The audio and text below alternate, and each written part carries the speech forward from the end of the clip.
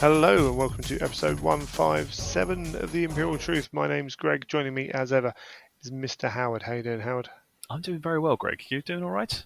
Oh yeah, not doing too bad. There's a long, drawn out way of saying on. that. I'm fine. plugging away.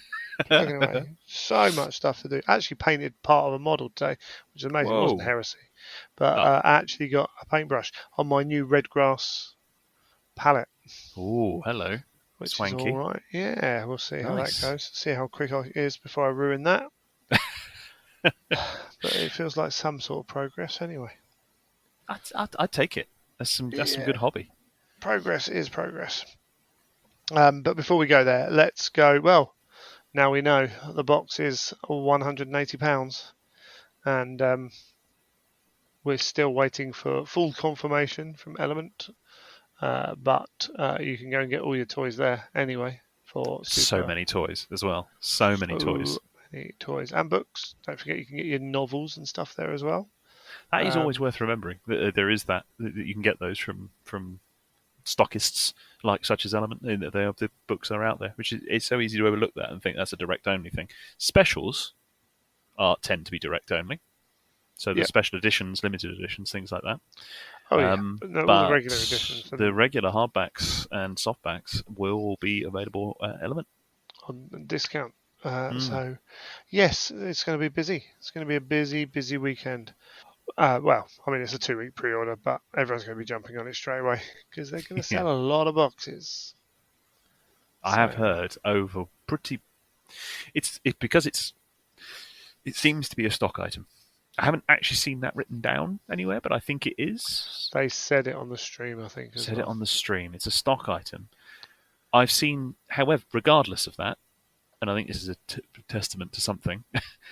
There seems to be a level of engagement and excitement for it that isn't just fear of missing out, which I think is a good thing.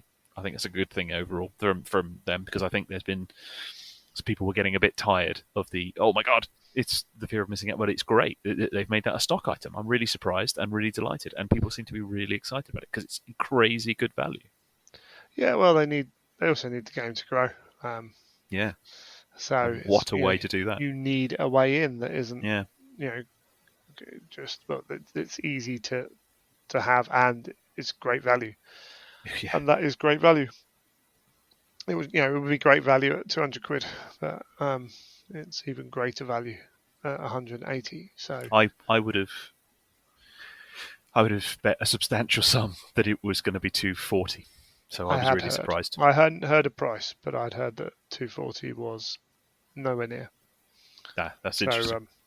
Yeah, that's what I assumed it was going to be up at that standard. So I was particularly pleased to see it come out at the 180 mark. Yeah, no, it's all good. So yeah, go and head over to Element. As I say, I will tweet once I have any clarification. But we'll see. I think even with, or just the nature of the beast, it could sell out in that first weekend before it then comes back in. So got a bolt hole or two maybe set aside. Although I don't need, I've got plenty to be working on. It's not a major issue if I don't get it straight away. But hey, we're gamers. That's what we do. So very quickly, you've been doing any hobby that you can talk about? I'll keep it short. Yeah, I've been prepping for the big release day, just because there's so much happening at the moment. I've been I'm preparing some infantry and some basic vehicles for Alpha Legion. That's what I'd like to build. That's what I'm going to take on with the new box set. I've been keen to do some Alpha Legion for a while. Might add to the Thousand Suns as well. But anyway, I've got a 10-man squad ready to go. I've been starting to think what kind of character I want them to have, how I want to present them as a particularly faceless Legion. And yeah, that's been the main hobby. It's been few and far between. I put the Imperial Fists off to one side for the moment because I got carried away with all the excitement of what's been happening. Did pick up a couple of painted Primarchs because I'm weak. Someone was selling them. I know someone was selling them on Heresy Trading, and I couldn't resist. I did see. Of course, I did notice. Howard has been. Howard is buying models. Again, Come up on my Facebook notifications. there's a few All people. good. There's one in particular who's I have a similar thing. Yeah. So I just went in on those, and I was very pleased to see them arrive pretty much in one piece. I thought because packing Magnus, a built painted Magnus, Yeah, there's a lot going on. sending him via Royal Mail, that is, or any form of courier, is not easy. So I was quite impressed by that. Yeah. What about yourself? No heresy. I say, been Who are you? far too busy to do heresy. I've got an event in 2 weeks. I'm thanking the Queen for her extra day off. Hopefully that I can use. The missus hopefully will go out with her friend, and I can, even if it's just getting one coat of paint down on every part of the models. I've only got 3 Mega Gargants. There's a lot of detail on them. So, yeah, I'm just going to be throwing some paint on those, and then, don't know, like, still too many projects to do at once that I want to do. But we will have to do some Hobby heresy. Butterfly is a perfectly valid. Well, it's not even hobby Butterfly. It's just hobby. I don't know. It's Hobby Mayfly that suddenly finds that it's had a load of manure dumped on it, and it's too much goodness, and it can't get out from underneath the pile. I mean, that is quite a rich metaphor you've gone with. It is, isn't it? So, yeah, probably not even a Mayfly. That's probably not even the right thing I'm thinking of. But there we go. So, yeah, it's just like, I've got some Blood Bowl teams that I'd really like to get painted, but I'm like, just like everything needs to be done now. Like, because in the end I'll go and play Titanicus soon, and I'll be like, I haven't finished my Titanicus yet. And yeah, and a guy at the club playing Lord of the Rings, I'm like, I've got those Lord of the Ring models to get done. So yeah, it's just one of them really. I just need to start getting back into it and start working that pile down before it gets bigger and bigger. And I can see a lot of heresy releases coming in the future. So yeah, it's gonna be intense. I can't help but be excited about it. No, and I need to really nail down what I'm doing with them all as well. So yeah, we'll get on that anyway. You're going to paint the Space Wolves, surely. Surely you're not. Future Greg's problem. So we'll worry. Future Greg can worry about that one. I'm even just looking around at my room now, and I'm like, I've still got all that stuff I need to sell, like books and things that just time keeps slipping away. And yeah, it's dreadful, isn't it? It's absolutely dreadful. These are good, fulfilling problems to have. Oh, kind of. Well, the problem is you get enough problems on you. It doesn't matter whether they're good problems or not. They start to become stressed, don't they? Yeah, all right. So, yeah, it needs to be done. Like, hopefully that garage will be done at some point, and then this room needs to be done, which means I do need to sell a lot of stuff, because otherwise I've got to find somewhere to store it, which, yeah, I haven't got anywhere to store anything. That's part of the reason why the garage is going to be useful. So, yeah, it's... I'm very much looking forward to the first live-streamed Greg Weekender. No, it's not happening. Not doing live streaming. That's like work. It's bad enough podcasting. It's hard enough work. It's a joy. It's a joy podcasting. Oh, absolute pleasure. Yeah, well, I mean, I say you don't do 8 years and 160 shows if you don't get something out of it, I suppose. And it's certainly not the money. So, whoa, what are you talking about? So not in this. He says, sat there in his gilded suit. Cash. Yeah, you've lost people there saying suit. So, yes, anyway, we shall move on. We have a box set coming. In that box set, we have a lovely rule book. And GW have started telling us little bits about what's going on. But there is a lot. And we're gonna go through the rules as an overview. There's a lot of detail. There's a lot of little bits. I sat and started to write a Google document of all the changes I could find, and just going page by page. And I didn't put every little thing in because it was taking me ages, frankly.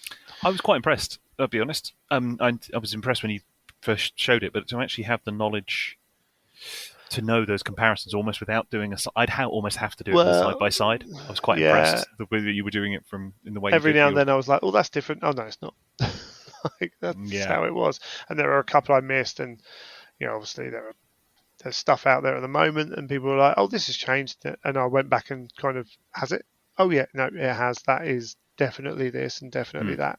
Haven't and basically we were trying, how do we do this? Because this amount of rules, if we just go through everything, will be really dry and really dull. And now we but turn to page potentially 6. Some people would love it. Some people would really hate it. So we're going to break that up. We're going to do an overview, but also, do we do it for new players? Do we do it for old players? Because for new players, there'll be people playing this who've never played 7th, never played old 40k. It's been a few years. People have come into the hobby since then. Some people just never play those games or come over from Warhammer or Age of Sigmar or what have you. So some of the subtle changes are irrelevant to them because they're not changes.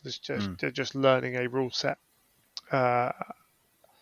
What I think we're going to do mainly is concentrate for this show on the changes from the old editions, because when we move forwards and say we break down a turn sequence and go and look at different parts or start looking at vehicles and how they work, then maybe we do that as an overall, because then it's contained in itself. It makes sense, and the show's not going to take 5 hours to do that kind of thing.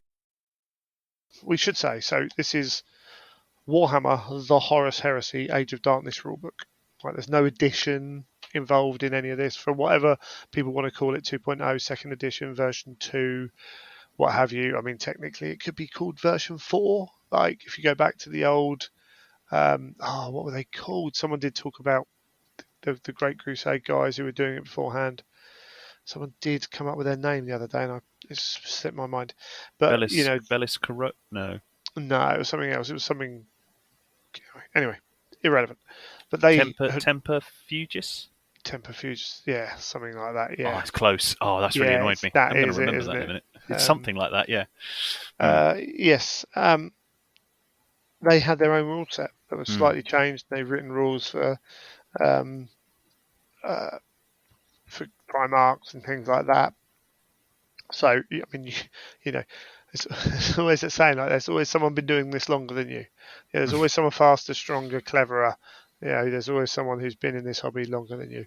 So, later in the episode, when we have more of the interviews that we had from last time, talking to even more people, we kind of talked about how there's always that person who paints better. Or, I look at some of the people as being noobs, not in a negative way, but other people say, oh, these people have been in the community for a long time. And I'm like, I mean, you say a long time. I say middle termers, and that's just within the 10-year lifespan of an official GW rule set. Tempest Fugitives? No. It's something. I'm going to look it up. Tempest Fugit. Age of the Emperor expansion.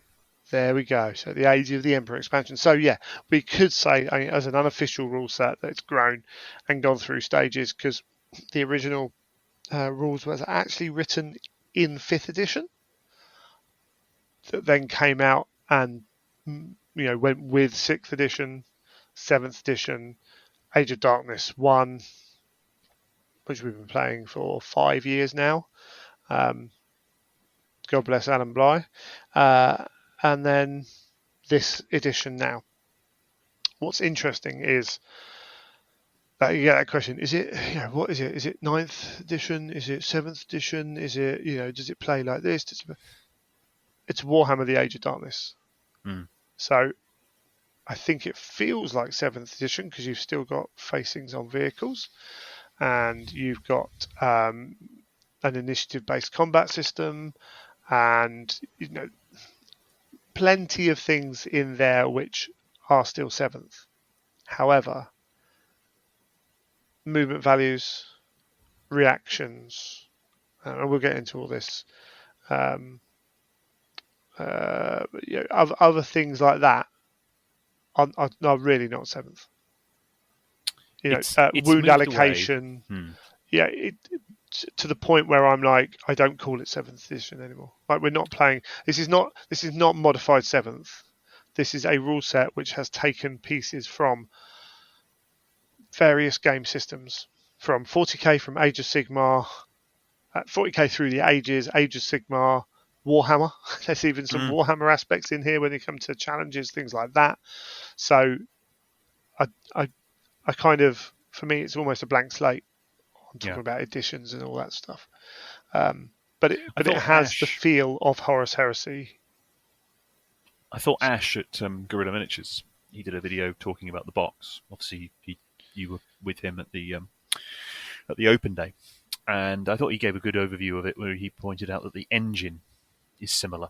It's whether you could say, if you could describe the engine, if you had Rogue Trader being more a role-playing game turned miniatures, skirmish miniatures game, second edition skirmish miniatures game, the 40k I'm talking about, and then there was a massive change, as much as there had been between first and second, between second and third.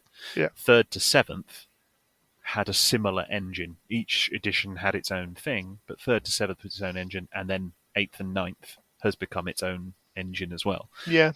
There's a recognisable elements to this between the engine that existed between third and seventh. So, but it's distinct. Very distinct. Say that third, fourth, fifth, sixth, seventh were escorts Mark 1, 2, 3, 4, 5. And this could be, they've taken the engine out of the escort. Yeah. And they've put it in a different vehicle. Yeah. Yeah, I could go with that. I thought that was a nice little way of describing it. Yeah, there's a familial, you know the family tree it's come from. Yeah. Without necessarily knowing that but it's not the direct descendant of. Right? It's that little bit. But yeah. But it's very much its own thing as they're positioning it. It's definitely. And I think the reactions mechanic takes it in quite a very.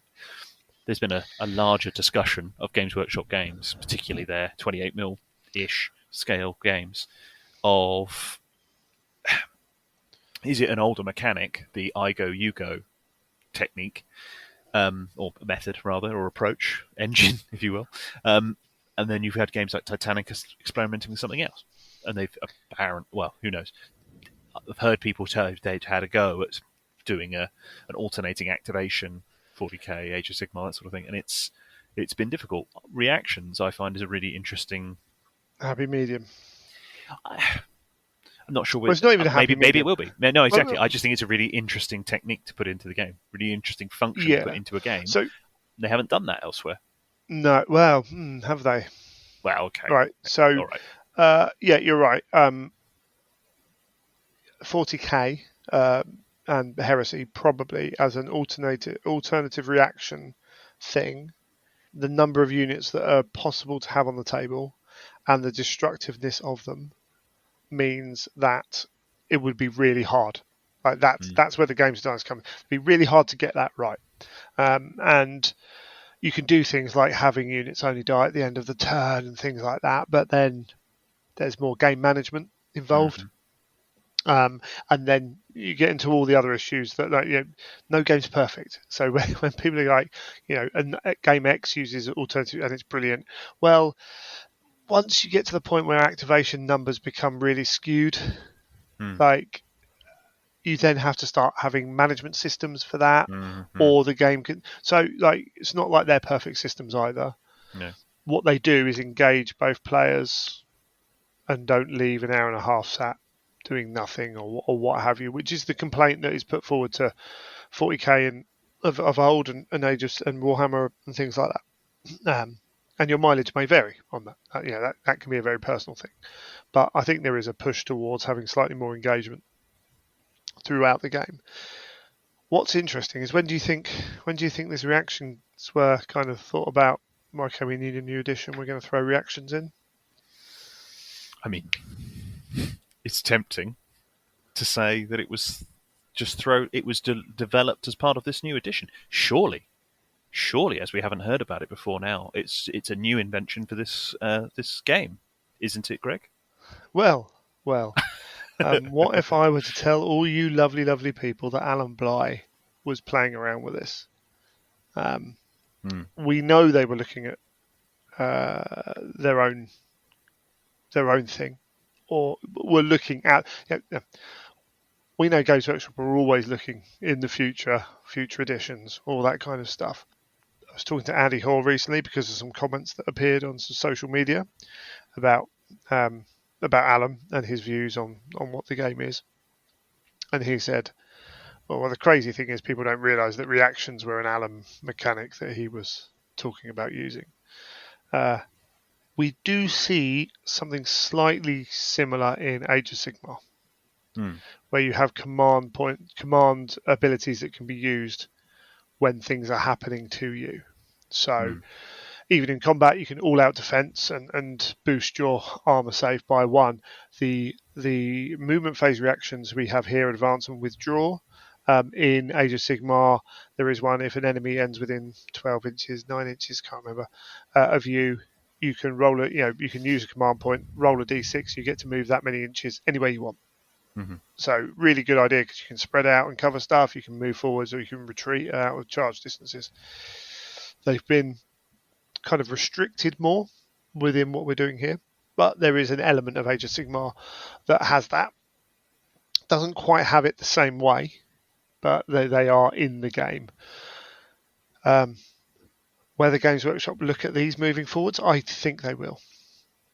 I think particularly as a reaction, because another, no pun intended, but particularly as I've seen parallels drawn with stratagems from 40k. Yep. And that's I think that's reasonable. It's because a lot of those are triggered based on, or are playable when triggered by a certain movement or scenarios crop up or situations crop up. But there's a lot of them, and the reactions mechanic seems to sort of almost simplify that considerably by having a limited number of them. So say you might have 40 stratagems in your book in 40k and a couple of generic ones. Most of them still do tend to happen in your own turn. True. So they're normally that set up kind of thing. Yes. Reactions happen in the opposition turn. And in fact, you can't react to reactions because it's reactions in the... because you have reactive and active and reactive players, and only reactive players can play reactions. So this is a very definite, don't just go to the bar and get a drink and not engage with your opponent. This is stay at the table, be engaged in the game, and add a layer of tactical flexibility onto the tabletop as well. So they're probably the biggest kind of difference from what we've had before. Should we look at them while we're here? So, as we said, movement. So reactions, you get 1 reaction point per phase up to base. There are ways of getting additional reaction points. Warlord traits being one of the primary ones, which will give you an extra reaction point in a specific phase. So, but you can only ever have up, and then you can use those reactions just as long as you're not pinned, falling back in combat, have already reacted, and there might be some extra little bits that are specific to reactions in there. When you say already reacted, is that the unit can't have already reacted? The unit can only receive 1 reaction in that phase. Got it. So you can't end up with moving up the table and then being able to shoot someone. Moving up the table and then moving again. Or you couldn't have someone essentially pinball. Yeah, exactly. Yeah. It's a sensible thing that stops anything getting too wild. Yeah, and also maintains the kind of theatre of the mind of what you're doing as well. So there's 6 core reactions and 2 advanced reactions. So core reactions, movement phase, we've got advance and withdraw. Now these are very simple, although I can see the word directly is used here, and some discussion over exactly what directly means could be an interesting one. But you either move your initiative characteristic directly towards or directly away from the unit that triggers the reaction. If an enemy ends their movement within 12 of you and line of sight, you can one unit can either for 1 reaction, 1 unit can either advance or withdraw. Vehicles can also advance or withdraw as well, but they move 6 inches, can pivot once and move 6 inches. And it's the highest initiative as well. So if you've got your Praetor in a unit, you can move, say, 5 inches away or directly towards, which is a simple sounding mechanic, great, move out of charge range. That's the first thing that kind of always springs to mind with these kind of things. But actually, you can move closer for your charge. Yeah. Or you can move closer to block off part of the board. Or many other things, nice and simple. In the shooting phase, once the active player is resolved, all hit into wound and armor saves are made, but before any damage mitigation rolls are made, we'll come to later, you can either return fire or evade. So returning fire means you get to shoot. And because it's done before damage mitigation, you get all your models. You haven't basically everyone gets to shoot who was alive before the shot happened. Nice and simple, and it's full ballistic skill. It's a really good one. That really nice one for not having units just deleted that didn't get to do anything. Yeah, well, this does a little bit of that thing. Okay, so your whole army doesn't stay till the end of the turn, but maybe you've got your unit of whatever las cannon armed dudes who are going to get plasma gun to death. Well, maybe they take each other out. Mm-hmm. At least you can do that. And the other thing they can do is evade, so you gain shrouded 5+ against all the wounds. There's some rules around it, but try and keep them alive rather than losing models. Yeah, simple, great, sorted. And then in the assault phase, you can. The reactive player may react when an enemy unit declares a charge targeting an enemy unit they control. Once the active player has resolved all charge rolls, whether successful or not, but before any models are moved as part of either a charge roll or surge move, again we'll get into that later, may choose to either overwatch, which you stand and shoot at full ballistic skill, which is not bad. Vehicles can use only defensive weapon. There's no cover save to be taken from the charging unit because they're charging, which is pretty good. I should ask, can you can play the same reaction multiple times? So say I've got my maximum of 3 reaction points available to me in a given phase. I can play Overwatch 3 times. Yeah, if 3 separate units are charged and fulfill all the other rules, then all 3 may Overwatch if you wish. Yeah, because the restriction still exists that you can still only play a reaction on one unit. So even if a unit may only receive one reaction per phase. So if a unit receives a charge, the charge fails, regardless of, and you've played Overwatch on it, they get charged by someone else, but they're not previously engaged in combat. They can't Overwatch again. Because they couldn't receive the reaction. But you do it after so you know whether it's successful or not. But you can only Overwatch that once. And then hold the line, which is interesting. So you take a morale check. If it's successful, and the charge was also successful, then that charge counts as disordered. If the morale check was successful, but the enemy unit's charge was a failure, then any other charges are counted as disordered. So that's cool. So you can still be disordered. So disordered, as far as I'm aware, trying to remember exactly what it does. I'm pretty sure. Is the same as it used to be. You lose the +1 attack.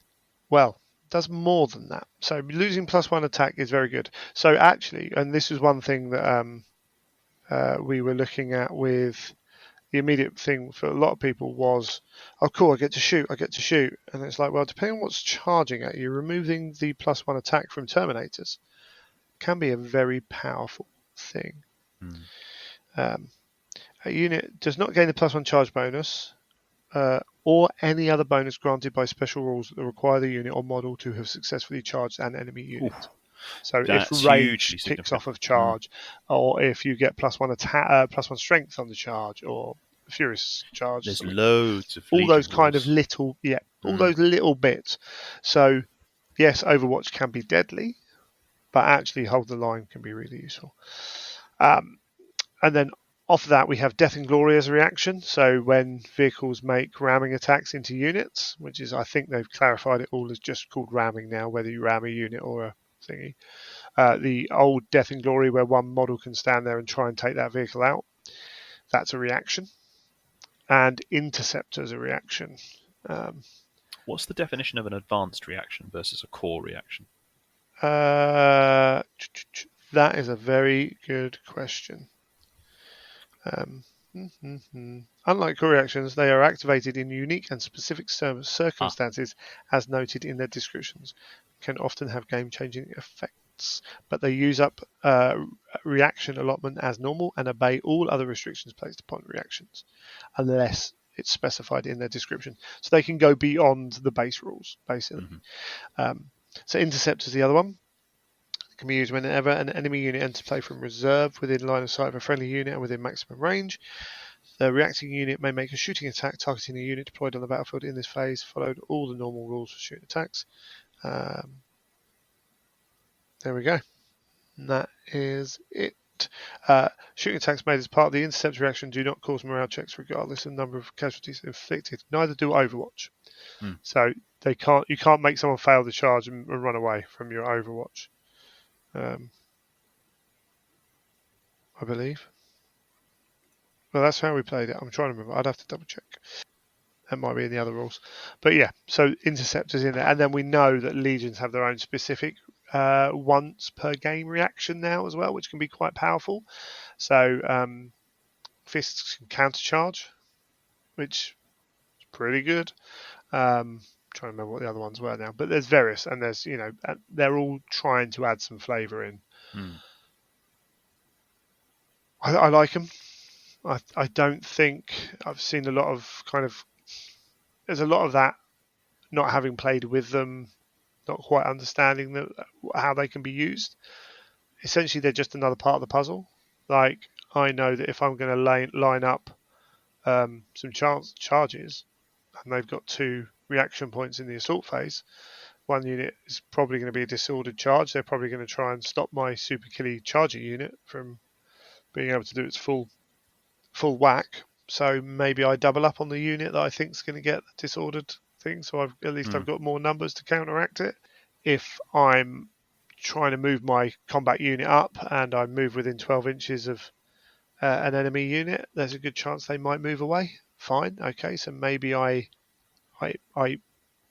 if I move one unit up and they don't react, and I move another unit up and they don't react because they're waiting for the third unit, well, maybe that third unit actually goes somewhere else and does something else.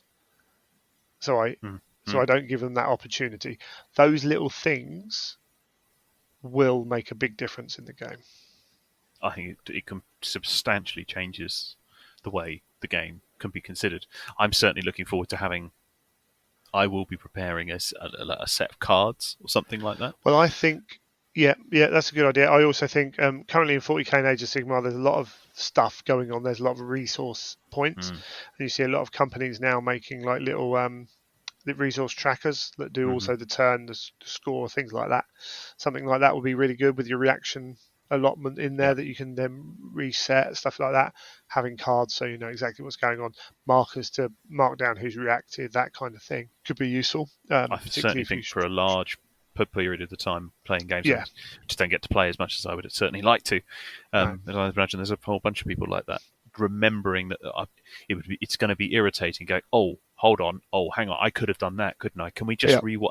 It can slow the game down a bit, given how much other things will have moved up. Having a little bit of preparedness, having a little cheat sheet. Or I don't think you'll need it very long.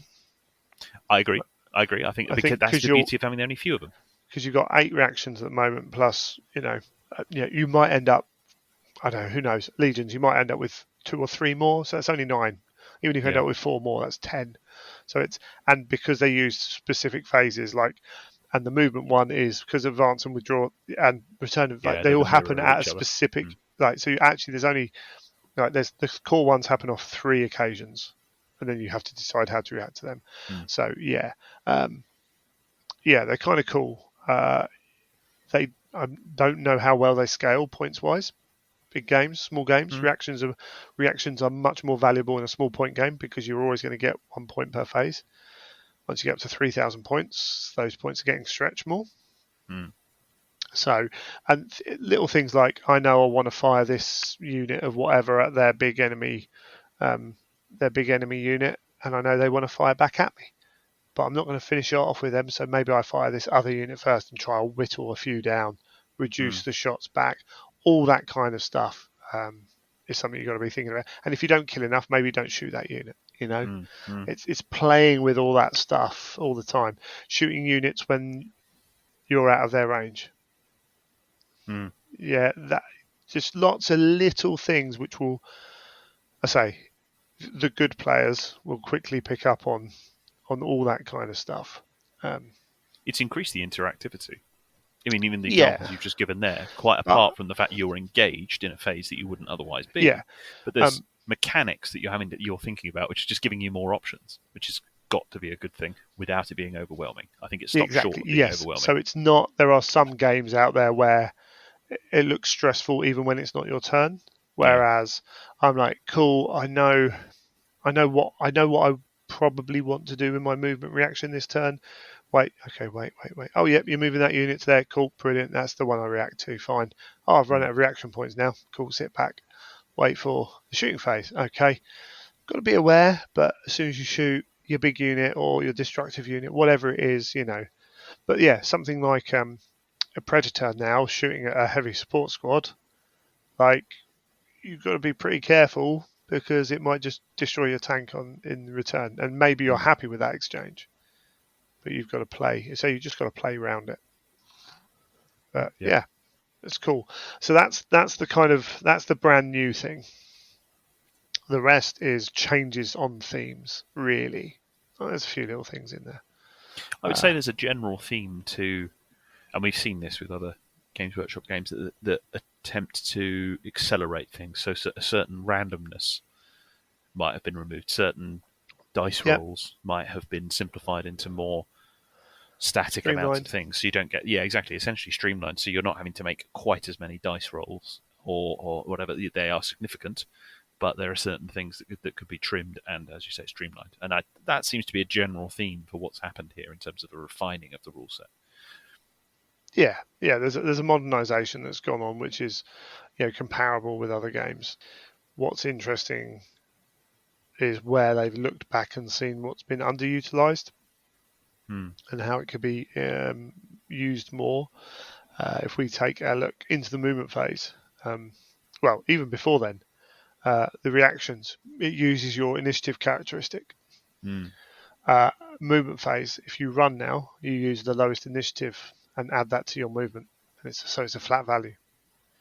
So most Marines, So many examples of that being, as you say, a flat value. I'm yeah, looking at your notes here. The difficult terrain changing to -2 inches rather than rolling a yeah, dice. not rolling a Running, dice. not rolling a dice. It's fixed amounts, and it shifts in importance onto an underutilized characteristic Yeah, like not initiative. only is it used, but also it can Mm, be used as another differentiator. So yeah. now, well, even then, you could still use, if you wanted one legion to be the runny legion, they could get +1 or +2 without necessarily having to change their initiative. But if you did want a unit to be quicker, swifter, more agile, then maybe upping their initiative to 5 would be the right thing. Because then they do act slightly quicker in combat, but also they can move quicker across the board, they can react quicker. Mm, Lots of different things that can be used, which is quite good. But yeah, you're right with difficult terrain there as well. It's still got an impact, but it's reduced and is less frustrating than it mm, was. So yeah, you don't have to, and it's not that gamble either. Like there was always that, do I roll the dice? If I roll a 2, I'd actually be quicker walking around it. mm, But now it's like, okay, I know I can move 6 here or 4 here, or depending on what you're doing. mm, Smooths things up a lot, which is pretty cool. That and combined with the fact that everyone's got a move value as well. So where we're talking again, you've got different ways of measuring speed now, movement and initiative, mm. and combined they can be utilised to do different things as well. So we're looking at base move 7 for Marines, I think it was. Yes. Yeah, 6 for Terminators, things like that. You can have ultra slow units if you want. Then you can have ultra quick units. Mm. Um, all vehicles, can have some crazy movement then, based on their movements. In inches, you've got a lot more variety, which is good. Really good. Couple of little things. Well, first off, movement is by model, not unit. which is a big change. So if you have a specific weapon in the squad and you want that weapon to stay stationary, the other people can move past, and that model can still shoot. I like that. I think that's Because really it quite remains cool. stationary. I think that's quite thematic. That's something I'm going to need to get used to. I'm so used to, we'll move one thing, that's it. The unit counts as moving. That's something I'm just. I mean, need in to adjust to. 40k, that's the way it is, model by model. If you do run, then the whole unit runs. Again, I think you've got to keep things a little bit more. You can't pick and choose too much, otherwise it does get very bogged down. But being able to mix stationary units and stationary models and moved models is pretty cool. Vehicles pivoting counts as stationary.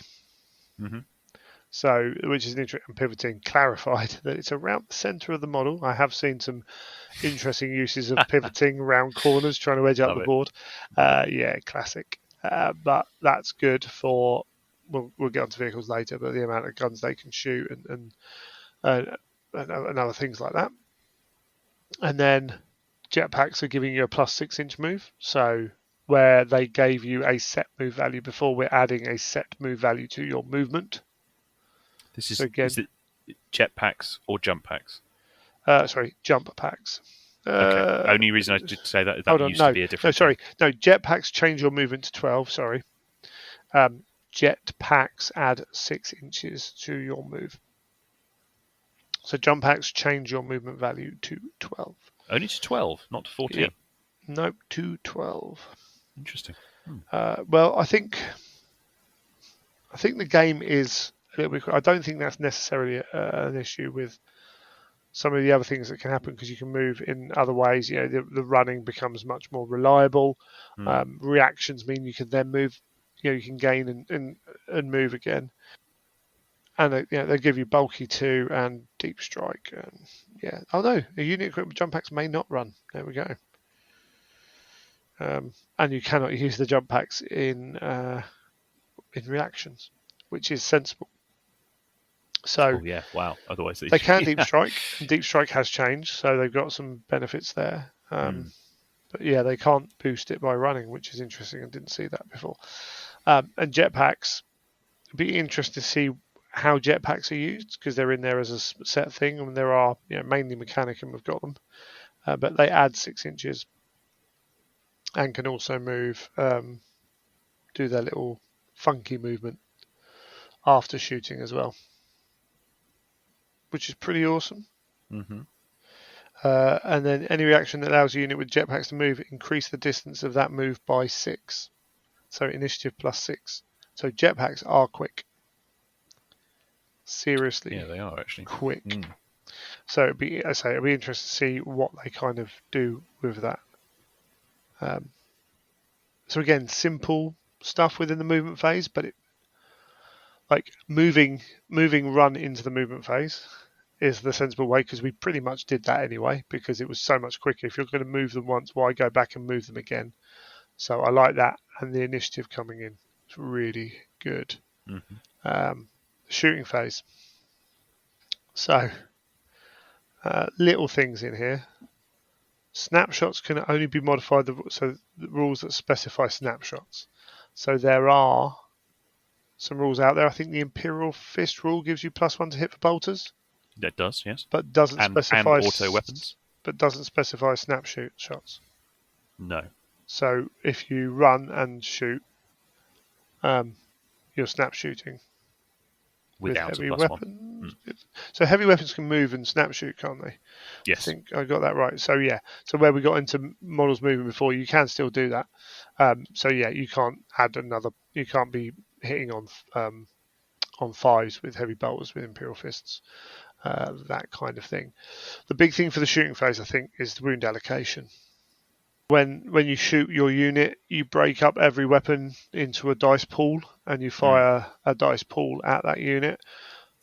And in theory, you go through one pool at a time, basically. It's to speed things up. You tend to still roll to hit wound, roll to hit wound. Okay, I've got these 6 with this gun, then these 4 with this gun. Crack on like that. But they do, when you allocate on a model on a shot by shot basis, so one at a time. if everyone's got the same armor, you can speed that up again because it's irrelevant. Where you've got things like captains in sergeants in artificer armor or things like that, then you're going to have to be making those one save at a time because once he's dead, you're moving on. What it does do is make things like so snipers can choose the target they hit on a certain roll. Mm-hmm. So it makes them that much more valuable because they can pick out those models. You can choose to hit that sergeant.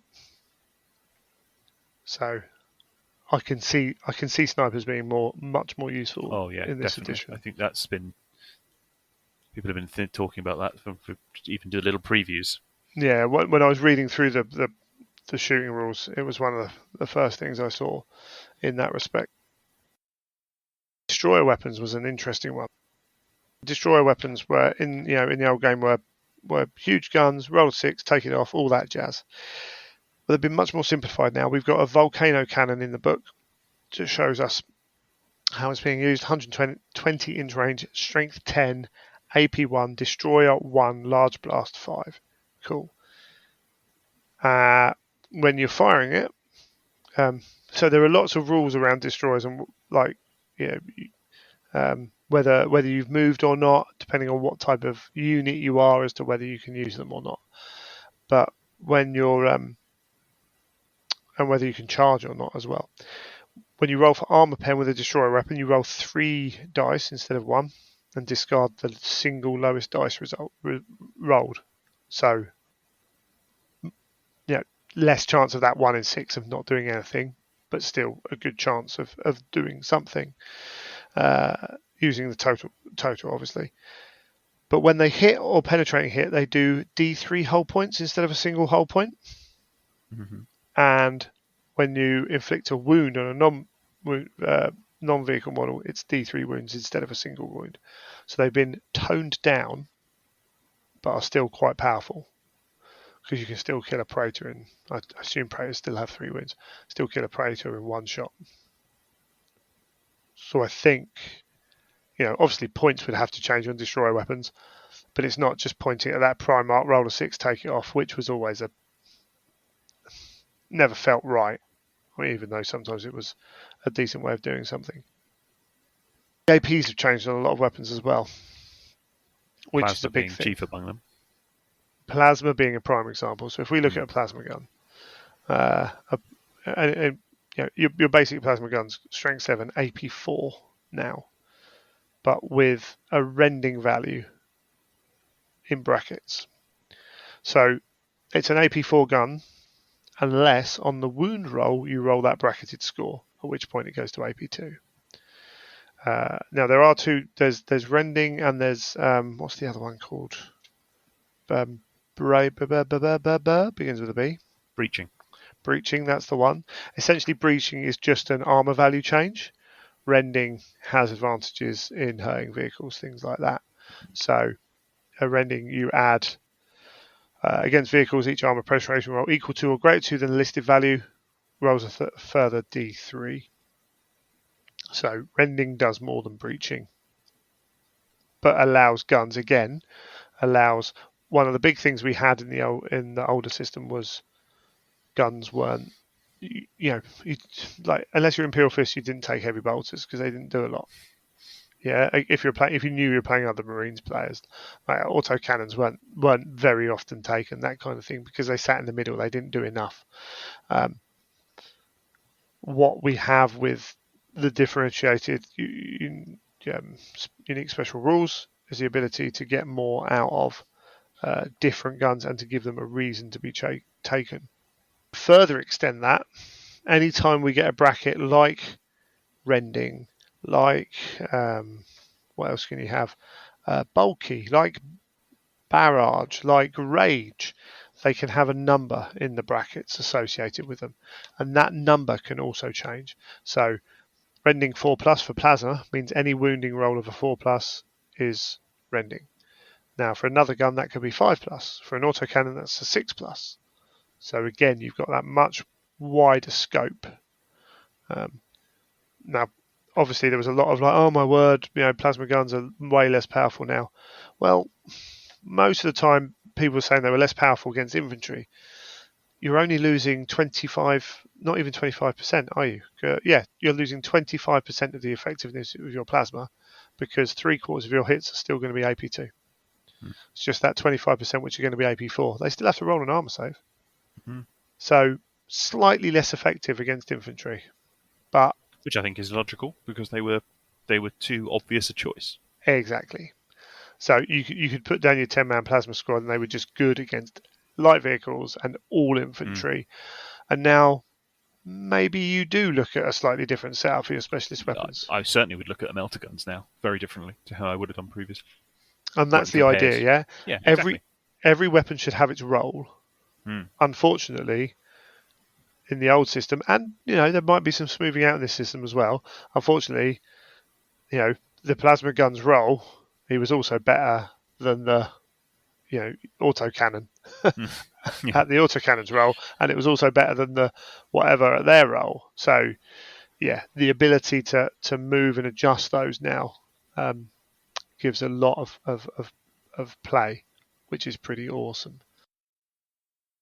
Assault. Let's have a little look. The one of the big things here is your movement characteristic now can affect your charge distance. So your maximum possible distance is 12, and your minimum is 2. But if your movement characteristic is 1 to 4, then you have -1 to your charge.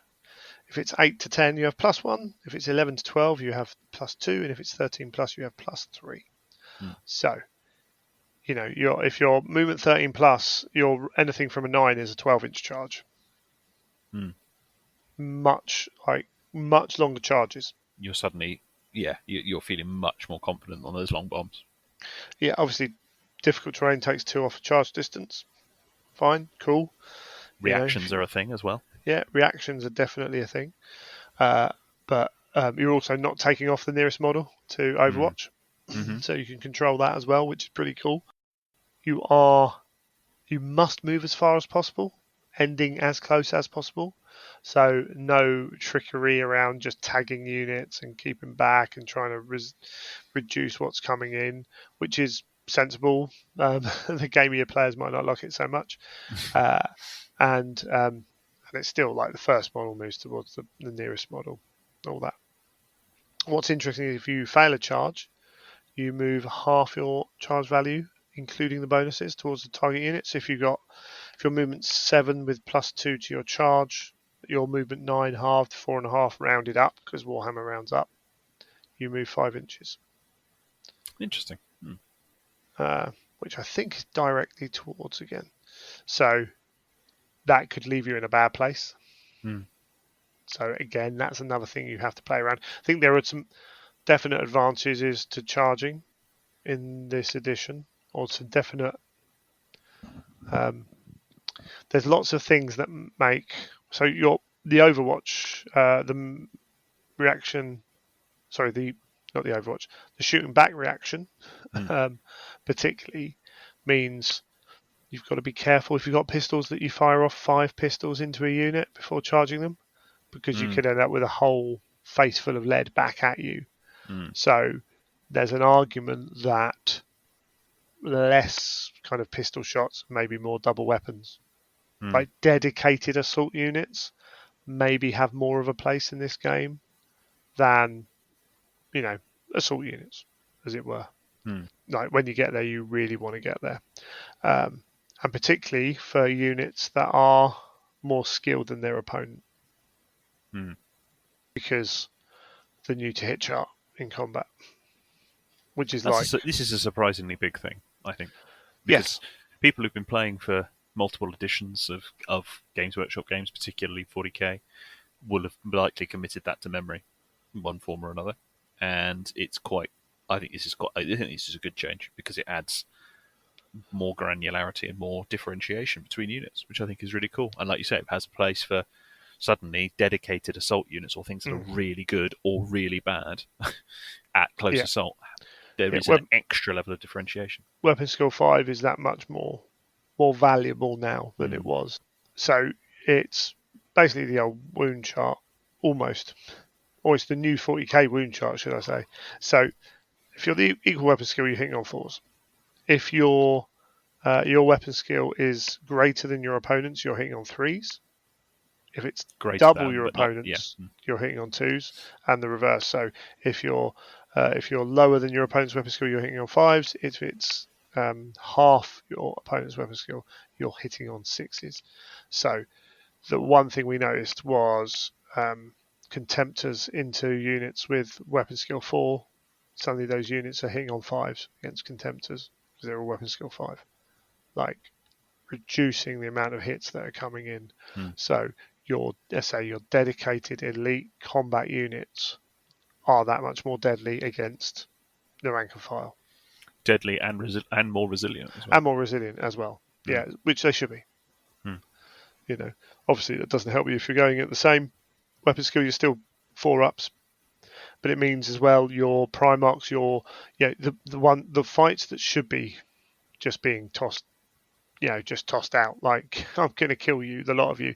Like Primarchs hitting on 3s was a joke because some of those Primarchs had 3 or 4, 4 or 5 attacks, and 2 or 3 miss, and now you're hitting on 2s becomes that much better, much more reliable. I think it's a good change. Takes some getting used to. that takes some getting used to. But yeah, no, I like that. And what I like is if you're charging into combat, one thing I did notice, if the enemy's pinned or already in combat, you ignore the terrain because it's irrelevant. Which again, that pinned, because pinned's really going to start to come into play. I mean, we're going to go into the morale phase. Morale generally, leadership values have been reduced, I think. Yeah, so like basically sergeants don't. Yeah, it's just been reduced by a pip along the basic stat line. Yeah, it's fairly significant. Which is that is significant. Yeah, which wouldn't be so bad if you weren't taking as many things. It looks like people are going to try to pin. Well, this is it. This is because pinning seems to be more significant in its effects, like that, for example.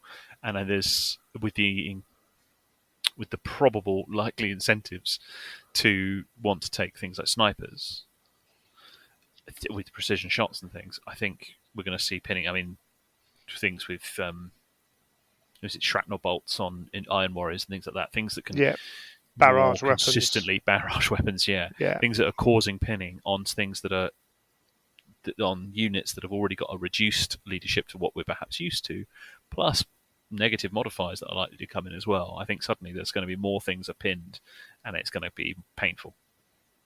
Yeah, and so pinning tests. So the pinning special rule, as long as the test is passed, so you take a pinning test when you're shot by a weapon that has the rule. If you pass that test and you're called upon to take more, then you take them. So you can take multiple pinning tests in a single turn. So pass the first one, second one comes in, pass the second one, third one comes in, fail that. So yeah, but just the fact you're rolling more dice means you're more likely to fail. Take into account, a pip less of leadership, and that can affect that.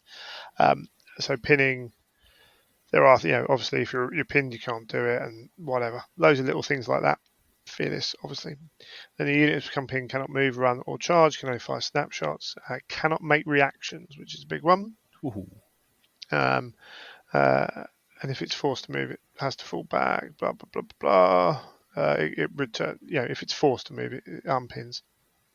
But yeah, and you can even be pinned. Obviously, if you're charging someone, you can actually be pinned if you fail that. Yeah, pinning could be an interesting thing. It seems more significant, considerably more. Yeah, and that feeds into morale. Not much change with morale. When you regroup, it's in your initiative value again. It's another use of your initiative value, which is quite nice. Like that's the basic kind of turn overview, which feels like there's a lot going on. There's a lot of little stuff that's going on in that. But on top of that, we've also got vehicles, units types, unit subtypes is an interesting one. So we've got line. Oh yeah, as a unit. That's quite a big addition, I think. Yeah, it is. Sort of. So line units are scoring and denial units. So this moves away from having troops as so it opens it up wider rather than having special rules everywhere to make Counts units. as troops. Yeah. But also means that you can just give the line special rule to different units and things like that as well, which is cool. But we've got bonuses for other unit types, so heavy units, things like Terminators. Reroll armor saves versus template and blast weapons. Can't run, and -1 to your reaction-based moves because they're slow. Simple, effective, works pretty well. Light units, +1 to the initiative when running and reactions, and they can snap shoot if they run, but they can't get cover if they run. That's cool. Yeah, again, just a little bit of an option there. Little things like that, just to pick those out. As we've got. There's also the rules for demons in here and Primarchs, Primarchs, not affected by special rules that negatively modify characteristics. Always resolve snapshots at normal ballistic skill. Any hits inflicted by a Primarch are allocated by the Primarch's controlling player in their own separate wound pool. Loads of cool stuff. Eternal Warrior Fearless, it will not die. Relentless. They are absolute beasts. As they should be. They are beasts. And bearing in mind, so they never have to be the target of wound allocation. Yeah. So there's a lot going on there. Demons, the Ruin Storm rule with the +1 strength and toughness, that's part of the demon rule now. And they've all got fear, force weapons gain instant death against them, immune to pinning and all that stuff like that. So yeah, some cool stuff. In cavalry, dreadnoughts, automata, they've all got their own subsections in there. Then as you say, unit subtypes, line, anti-grav, monstrous, artillery, heavy, light. So they've broken all those rules down there for what can and can't happen. So once you know the page number, you know where to go if you're kind of looking at that kind of stuff. Characters, of course, have got their own section. This is one of the biggest changes. The wounds in challenges, I think, is one of the biggest changes that I'm really surprised they've done. This is an interesting one. So this works a little bit like Warhammer, old Warhammer. So wounds in challenges do not carry over to the unit. Instead, they do count for overkill counts for combat resolution. So you can pummel a Primarch can pummel a champion and do 7 or 8 wounds to him, and he'll take 1 wound. You'll lose 1 dude, but you'll be at -7 or 8 for your leadership test as wounds taken. Okay, so that does have some bearing of when I first sort of heard about that, or heard that suggested that was coming. I thought, well, that seems crazy that a charge in with whichever way round it is, and my low-level sergeant challenges Primarch in some way, and either I have to sacrifice my Primarch's fights altogether if he turns down the challenge, or I've now locked all of his killing power into that one wound model. Seems crazy. However, the -5 or 6, 7, 8 that it could be to combat res is a big deal, because then the unit breaks and it's destroyed. So obviously if you've got a 2-step initiative attack and you've killed a model already, so say you've got a Tech Marine with his Power Fist on his back, whatever it's called, like that won't get to attack if the dude's dead already. But hold on. There they are. Has any remaining attacks in the same or later initiative steps that these are resolved against the slain character's weapon skill and toughness? Oh no, you can. Sorry. That does sort of make sense. I thought you were going to say that those attacks could go on and hit the unit. No. But no. Yeah, each excess wound inflicted by the victor is counted towards the assault result, but not allocated to other models. So the fact your champion stepped up and has been absolutely murderized by a Primarch is still scary as hell, and you will run away.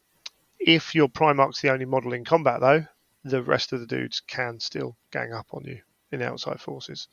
So you can only allocate wounds to the models involved in the challenge if all other enemy models are dead. Sorted. Okay. Yeah, fair enough. And it carries on like that.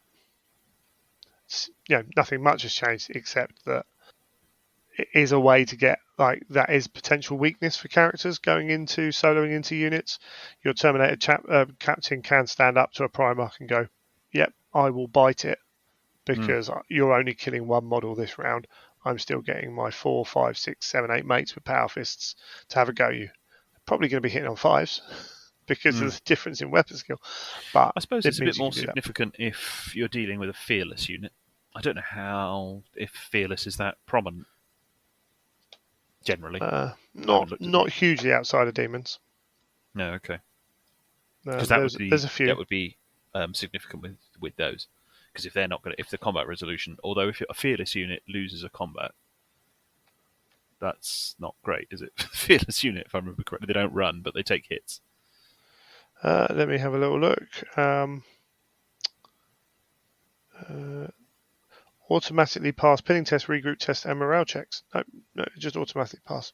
You just pass. No, There's no demons potentially suffer. I haven't looked at it. But potentially suffer their what do we call them?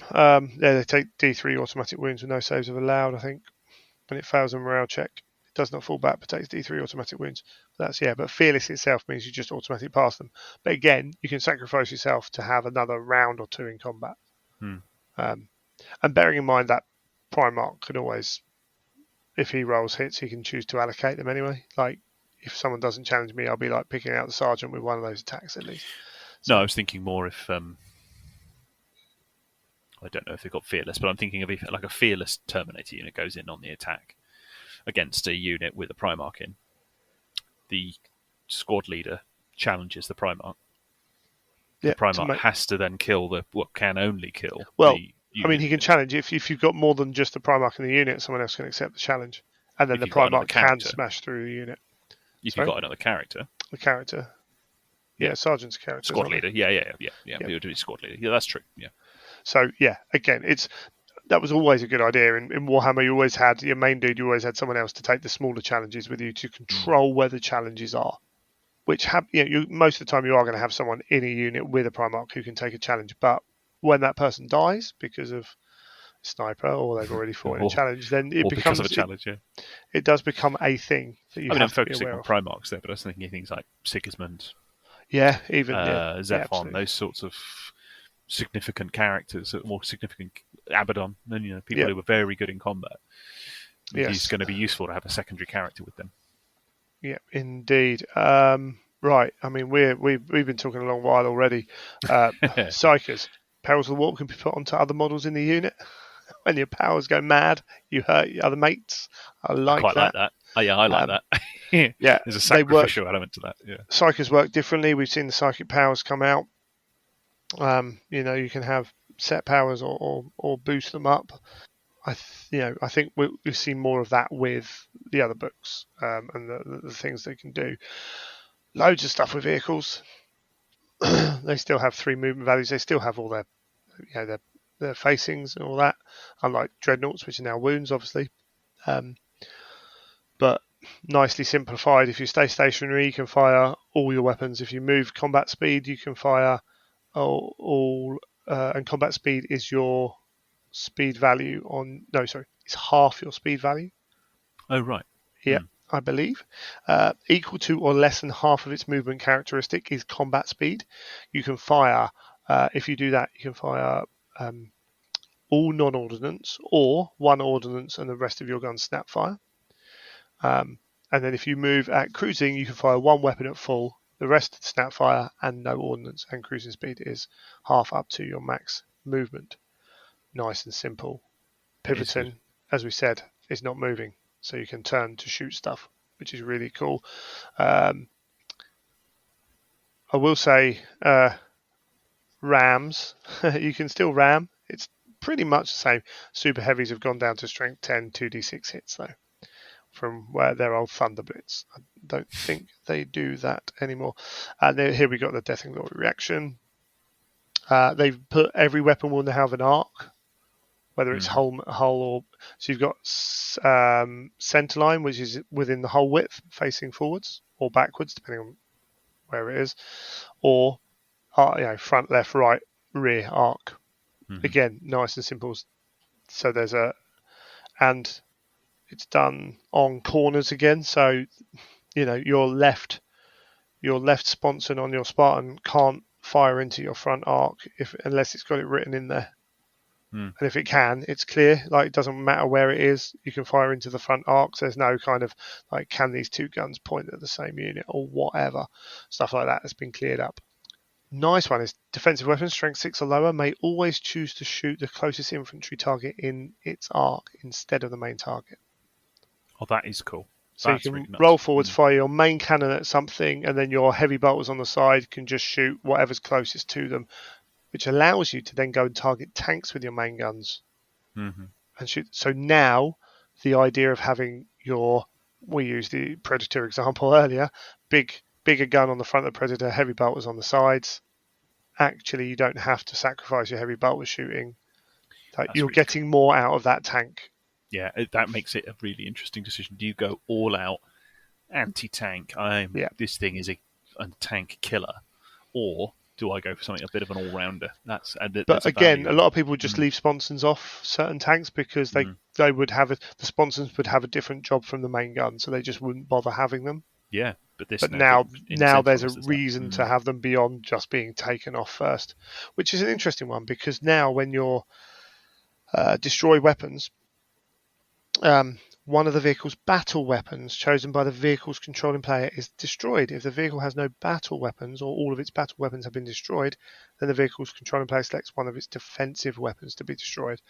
And a battle weapon is something that isn't a defensive weapon. That's what it looks like. I'm just trying to double check. It's essentially a main gun. Essentially, yes. So if you have one battle weapon and defensive weapons, that battle weapon is always going to be the thing that's destroyed first.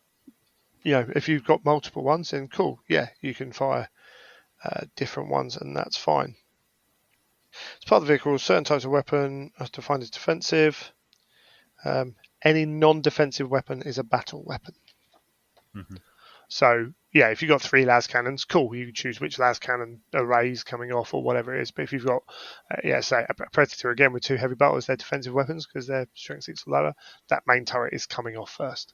So, although you've gained something as with vehicles, you've also had something taken away from you a little bit there as well. Yeah. But then the tank still, So again, sometimes it is worth to put the extra big weapons on because you're controlling your. But again, there's a decision to be made there, which is not an obvious one all the time. The other big one, then, well, there's 2 more really. Cover saves for vehicles are 6+, unless you can't see the facing you're shooting at, like the facing you're in arc of. So if the front of the Rhino is covered by terrain, but you're in the front arc and you can still see the Rhino, you go to a 5+. So vehicles are less survivable from cover, which is not necessarily a bad thing. But you've got to be aware of that. Now, that's quite a niche scenario. I can't imagine. That one is, but it does happen. It does happen. But essentially cover saves having a 6+. Like the 4+ was sometimes quite tiresome on a Land Raider or a Spartan or, big vehicles. You're like, really? I've got to work hard enough just to break through this. Now you're getting a 4+ cover save. But yeah, that's pretty good. There are stuff that can adjust cover saves and whatever. And then now when vehicles explode, they do strength 8 hits to embarked and nearby troops. Oh, wow. Okay. Yeah, so strength 8 is not good. They're AP dash, but of course... Still, though, instant death. Yeah, they're instant deathing. And we've got more stuff now. More elite units are coming with 2 wounds. Terminators and some of the elite stuff. So that makes a big difference. And it's also an immediate single pinning test as well. It's still D6, but that's quite big. A slightly different big thing is, and it's only a little thing, but it's a big thing. If you buy a dedicated transport for a unit, they must start the game inside it. Ooh, okay. Yep. So if you want a heavy weapon squad and you want a Rhino to keep them safe to hide behind, well, they've got to get out of the Rhino first. Like, little thing, and you can't just swap. If you're buying a Land Raider as a dedicated transport, but then you want to swap another unit into it because they don't get that option, but you have to do that in the first turn. So you can't just kind of get away with it. But again, we've got different types: slow vehicles, fast vehicles, super heavies. They don't degrade from what I could see. which was the one thing I was hoping that we'd get some degradation, even if it was halfway point. But they just clarified things like arcs of weapons and stuff like that. Dreadnoughts have obviously moved to toughness Monstrous and strengths and creatures. stuff. Yeah. Essentially become monstrous creatures. Heavy weapons against them. I fire a las cannon or something significant against them, or a melter gun. Still 1 wound. Unless it says anything. So there is a rule. What's it called? The one where it does. Is it brutal? Let me just double check. There is something like that. Yeah. There is a brutal rule, I think, where the number in the brackets is how many. If you fail your save or whatever it is, that's how many wounds are lost or something like that. Just trying to find it. Which is because you got like Exoshock does extra hits on vehicles. It's something like that. It's still a chunky amount of universal special rules, but it's not necessarily bad. I don't have a major negative for that. So a Legion Contemptor has 6 wounds at toughness 7. Toughness 7. So a las cannon still wounding it on a 2. Yep. 5 up, invulnerable. Is that all? But you're not exploding it in one shot. So on the other side of it, if you're desperate, you can fire 20 bolt guns into it and ping off a wound. But it's got a 2+ save. Yeah. So Dreadnoughts, assuming you can get through the 2+ save, but you're still going to have to hit this thing 7 times. 7 times. 7 times with the las cannon. 6 times. 6 times. Sorry, 6 times. It's got a 5 up save, so actually it's got to hit it 9 times. Yeah. So you need a 10-man to take one of these things out in one shot. You're looking at something like a 10-man las cannon. Yeah.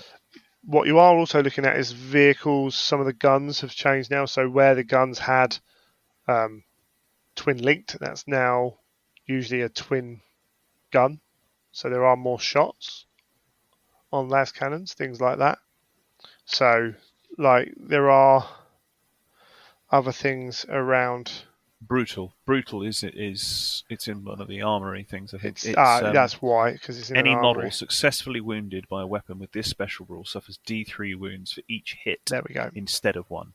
So there are those. Save, but you do roll against. It causes more wounds. So Contemptor's running across the board. Like it does mean that things like plasma guns. So rending it doesn't really matter because it's 4s anyway on the on a plasma gun. So a plasma gun then shooting at half their hits are going straight through to half their wounding rolls. Sorry, 3/4 of their wounding rolls are going straight through past their armor, whereas they might have struggled to get through the 13 up. They might have done the odd glancing. So with the 6 up, so they are more susceptible to things like plasma than they were, but less susceptible to las cannons, which is a trade-off, and that's fine. And rending as well. So rending whatever value is an automatic wound at AP2. So even if you're strength 4 but you've got rending 4+, just as long as you roll a 4+, you automatically wound. So if we see guns that are more esoteric going forwards, say the Dark Angels plasma guns, if they've got rending 4 up, that were the strength 4 ones, then actually they'd be just as good as a normal plasma. What'll be interesting to see is the Leviathan. If we go to toughness 8, 9, 2 up save, like that becomes that much harder.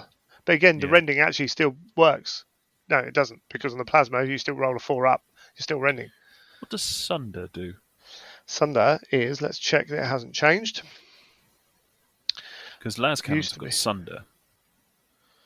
May reroll armor penetration rolls against vehicles and buildings, and reroll glancing hits in an attempt to get a penetrating hit. So Okay. Doesn't help you against. No, but you're changing what you're firing at them, aren't you? Yeah, absolutely. No, it's just interesting, isn't it, to see what the options are, because there's more subtleties in there. And Dreadnoughts, because they're quicker as well than they were, there is a definite option for Contemptors to be up in your grill quicker. But again, because they've got a toughness value, normal dudes can hurt them. Yeah. Now they've got an armor value of 2+, but you're not relying on your crack grenades, which never really worked. In fact, you're not relying on one melter bomb or what have you. You can actually have a Your lightning 10 claw. man, yeah. Yeah, Similarly, your 10 man crack grenades actually are quite good in yeah, that case, because you're wounding. Okay, yeah, 2+, but still. but also a lot of combat weapons now have got different rules with them as well. So power weapons, if you roll a 6, you can have rending on a power weapon. That kind of thing. There's more rules going on to allow more. I said more options, more variety within a game space than there was to make things worth taking or not worth taking. It stops that one power fist hitting you, but maybe actually, say lightning claws might be doing a bit more, or power axes. So, yeah, they're just in a different space, but they are fairly tough and fairly quick. Is there something preventing Fleshbane affecting them? Yeah, probably. Because I'm wondering if Armorbane does something good against them, but Fleshbane shouldn't work. Oh no, no, Fleshbane won't, because Fleshbane is unless they've got a rule within Dreadnoughts itself, and we haven't got that book here to look through.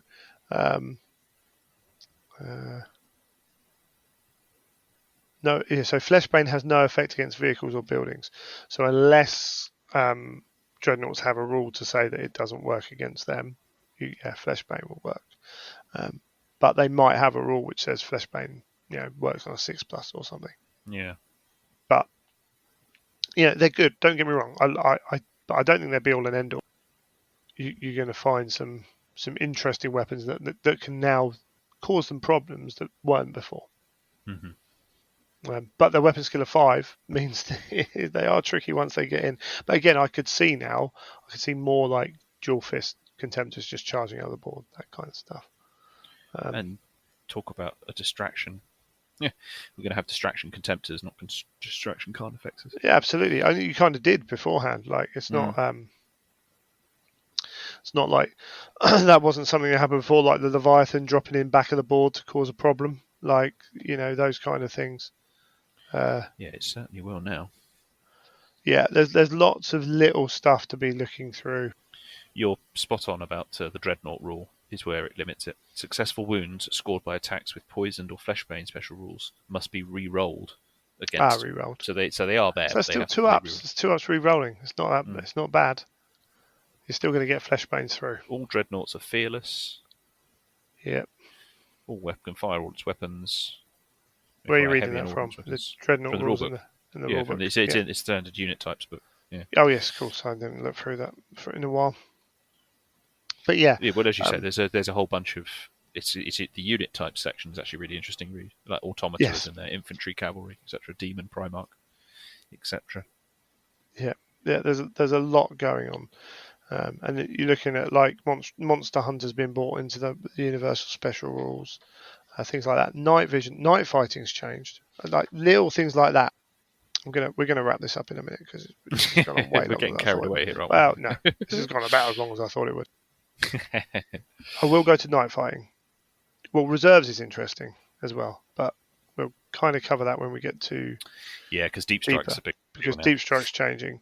And way. reserves is changing. And again, so the problem is deep strike assault is reserves, deep strike assault, and units are put in reserve.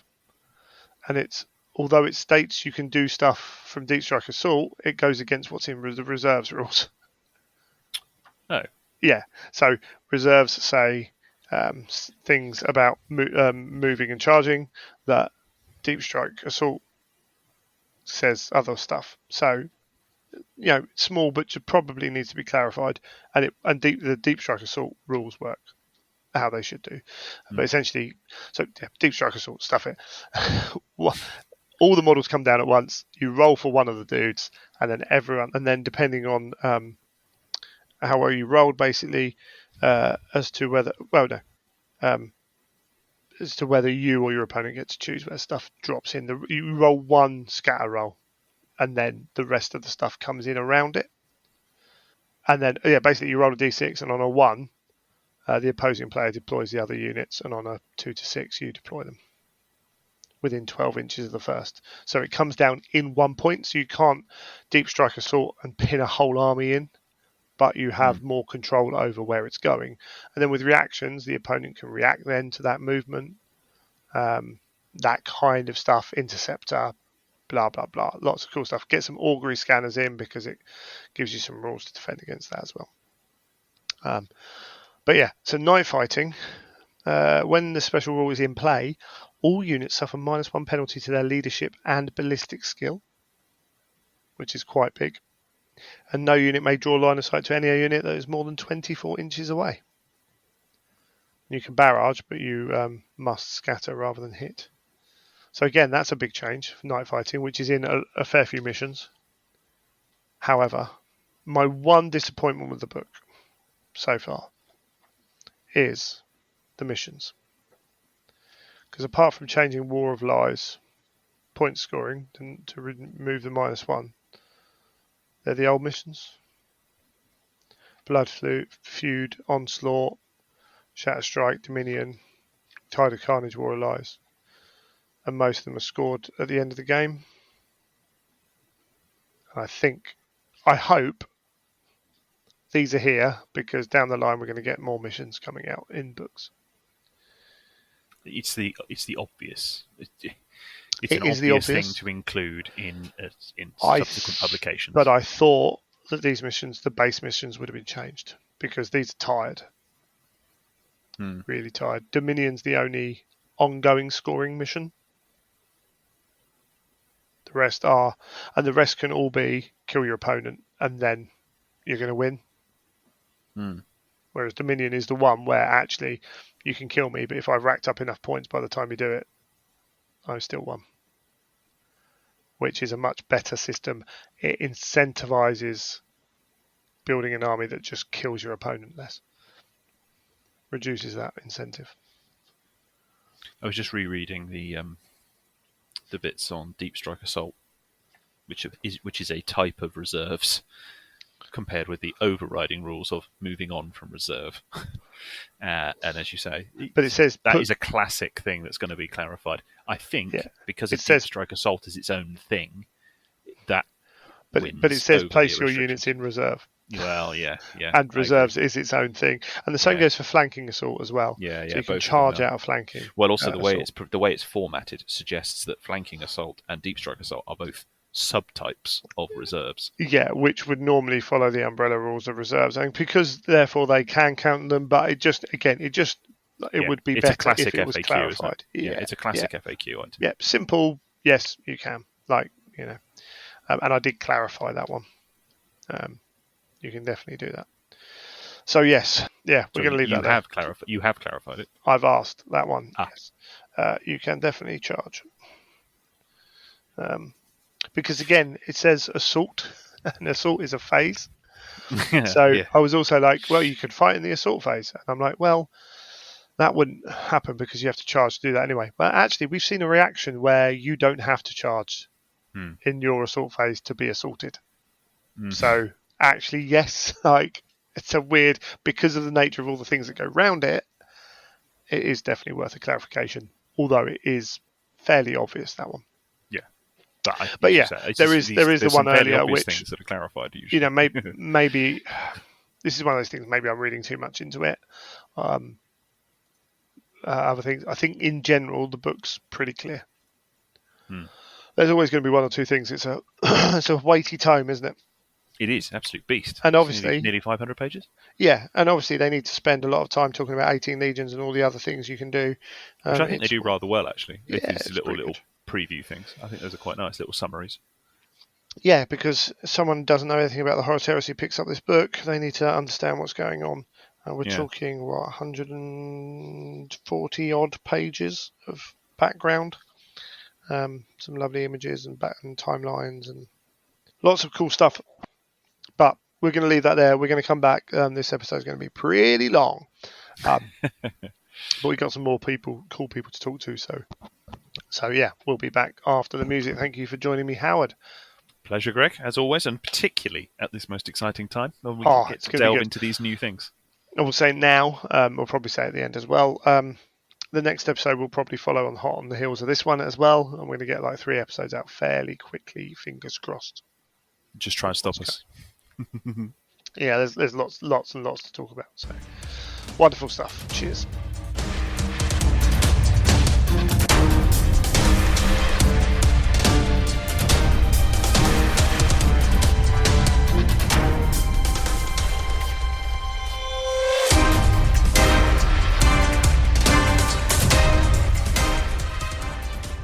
I'd like to welcome to the show Pete the Wargamer. How you doing? I'm very good, thank you. Thank you for having me on. Well, thank you very much for coming on. Before we go anywhere, do you want to talk a little bit about what you do? Yeah, I am more usually known as Pete the Wargamer, and I have a YouTube channel, the same name, and I basically make kit bashes and conversions and like the odd painting guide in there, but it's mainly like conversions and stuff. That's what my main thing is. Yes, some crazy stuff going on the channel. I can thoroughly recommend it to anyone on that. So that's all good. So obviously you've been on the having stuff from GW before. What was it like for you? I've asked everyone the same question. What was it like for you to get the email at first, and then the meeting?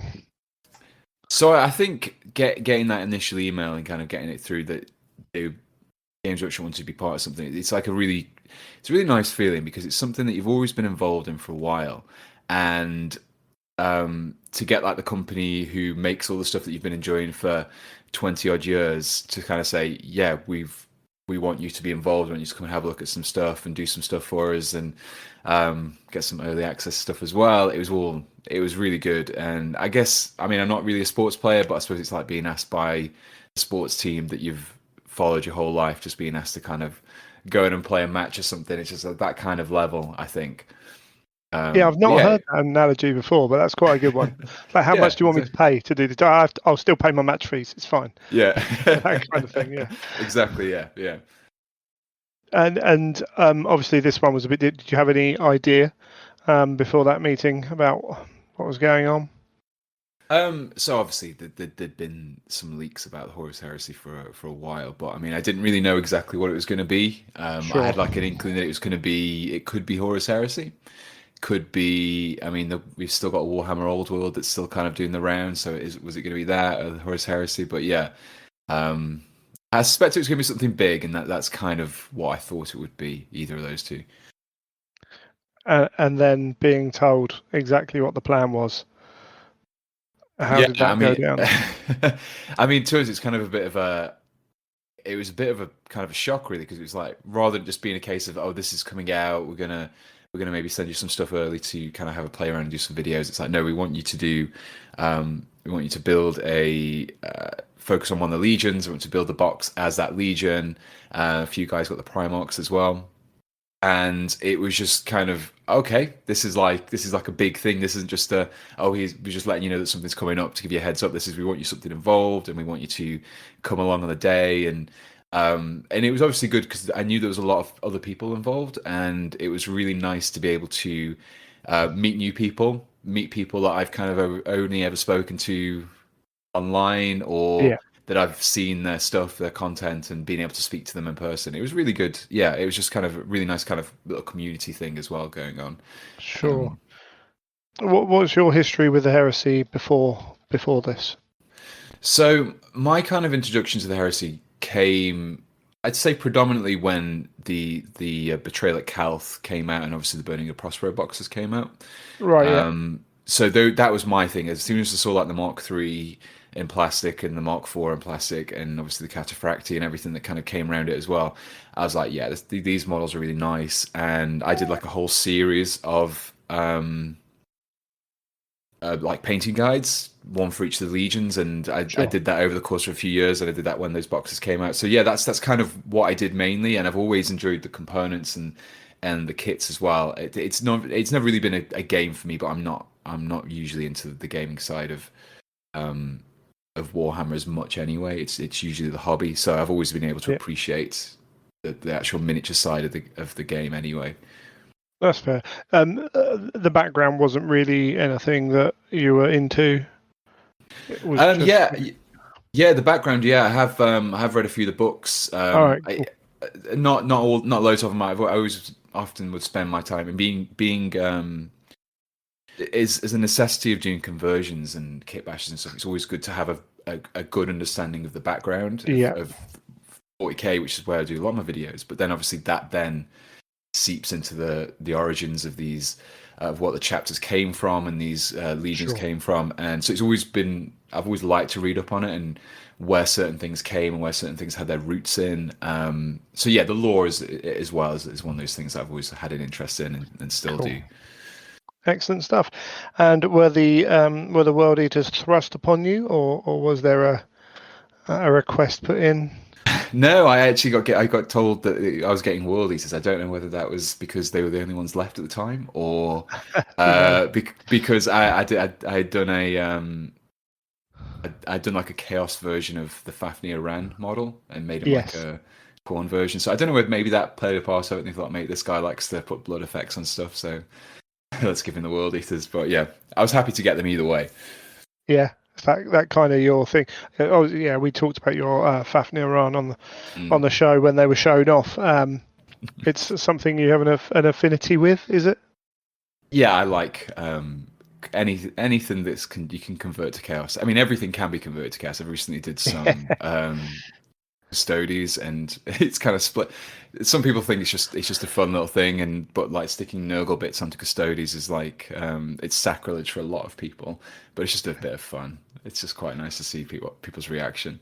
Absolutely. I mean, Games Workshop have said loads of time. You know, they create a world and a lore, but you're free to go off and play in that sandbox. You know, exactly. And you can have your own headcanon and everything else. It doesn't change what's written in the books, but it doesn't mean it can't happen as well.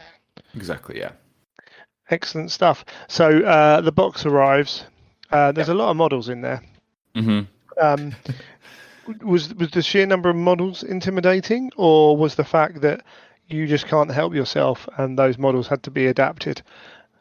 Pressure on at that point. Yeah, I mean, a few you were in the discussions that we had. A few of us were kind of wanting to make some adaptations, and obviously we were told to keep the box as understandably as pristine as possible, I suppose. But we were given some leeway in the conversions, and I took it as far as I thought I could get away with. But I think just in terms of one of the things that kind of stopped me, even if I was allowed to, I think would just be getting that many miniatures done and converting them all, rather than just doing the sergeants and the praetors. Sure. It would just added so much time, and we didn't have like an awful lot of time anyway. And I thought, well, I'm going to get the army done, and I'll build them as the box and the instructions suggest. And then I'll worry about the conversions just on about 6 of the models. And but I think sometimes that's all you need. If you're doing an army, you can add a lot of flavor and individuality just by focusing on a few key models in that force. You don't need to do every single one. Yeah, you definitely can. Did you have a favorite one of those that you did? Maybe one of the praetors potentially, or we definitely was the praetor. So there was 2 in there. There's obviously the big axe guy. He was pretty much he was close enough to World Eaters as he needed to be anyway. I didn't really need to make much of a change to him. But the other praetor, the sword praetor, I gave him one of the cataphracti Terminator chain axes and swapped out a head and modified some of the armor a little bit and took his cloak away and gave him some Mark III shoulder pads. And I think he came out my favorite. The way he came out was out of everything that I'd done. He was my favorite model that I've painted and also built as well. And obviously being a leader, that's like the important thing to get done. Okay, yeah. So you mentioned a couple of times you set up our little chat on Discord. Are you kind of an organizer anyway in that kind of respect? To be honest, it was probably a bit more. I'm usually I'm not usually that kind of forward in like contacting everyone and try and get everyone on board. But I just I think the main thing is having done so in 2019 when Contrast Paint came out, a few of us were invited to do like a similar kind of thing where we went and just had a look at some of the new paint when the contrast paints first got released. And one of the things that you had a few people who knew each other already and a few people who didn't really know anyone else, and there wasn't really that much communication going on at first. So I thought, well, let's get a group up and get everyone in there, and everyone can kind of have a chat and help each other out and support each other and laugh at each other when we're getting very close to the deadline and they've still got a lot more models to paint. I think it's quite good because we all chatted and we got introduced to each other beforehand, and obviously a few people, and it's still going. We're still having those kind of like conversations and stuff even after the event, which is good to see. Yeah, definitely. And as I say, we said a number of times on this show, like there's a lot of people involved in this. It's a big group, so like you can't be immediate friends with everyone, but having a few people to connect with, particularly for some people who are coming from quite far away by themselves. Yeah, definitely. Would be a big help. Excellent. So you've obviously been to Warhammer World before, as you said, that contrast thing, and done these things. How was arriving there this time with your own army to be part of, well, yeah, we sent them up beforehand, but to be part of an official GW thing that was going to be shown off as this launch event? Was it different, nervous on that one, or? Yeah, because it's obviously I mean, it's very different because I've got a YouTube channel, so often putting up videos and stuff, and this is seen by like thousands of people. It's so different when you know that your stuff's going to be in a cabinet and people are going to be filing past it and looking at it, and you're going to be there and hearing people's like talking about them as things like that. It's a very different kind of frame of mind that it puts you in. So knowing that was going to be there, it was a little bit of like a nervousness and anticipation. So I was really looking forward to seeing everyone else's stuff as well, because I'd seen maybe a few pictures that people had like maybe put up at the work in progress stuff, but I hadn't seen anything of like the full armies laid out. So it was really great to see everyone's stuff, and it was nice to see my stuff in a cabinet in Warhammer World as well. That's always like going back to what I was saying about if you've been following a company in what they've been doing for quite a long time and seeing your stuff that's kind of officially affiliated with them, it's quite a nice heartwarming feeling. It makes you feel like you've done some good. Yeah, absolutely. And I'm that cantankerous old git, so even I'm like, yeah, go me. Like, So if it affects me, it's got to be a good thing. What was your favourite part of the weekend? And I'm banning saying meeting all my fellow gamers because that's become a common answer. Yeah. We'll take that as given. Yeah, okay.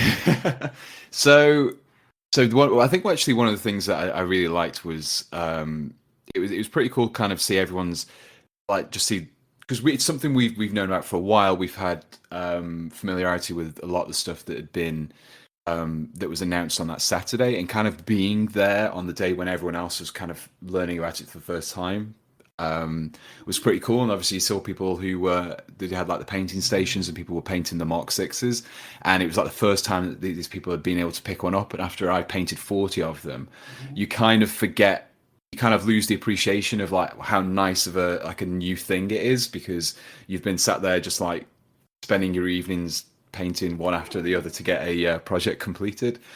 And it was quite nice just to see everyone's reaction to the new stuff, because it's been for a while. Yeah, absolutely. There was a really good atmosphere on the open day itself, wasn't there?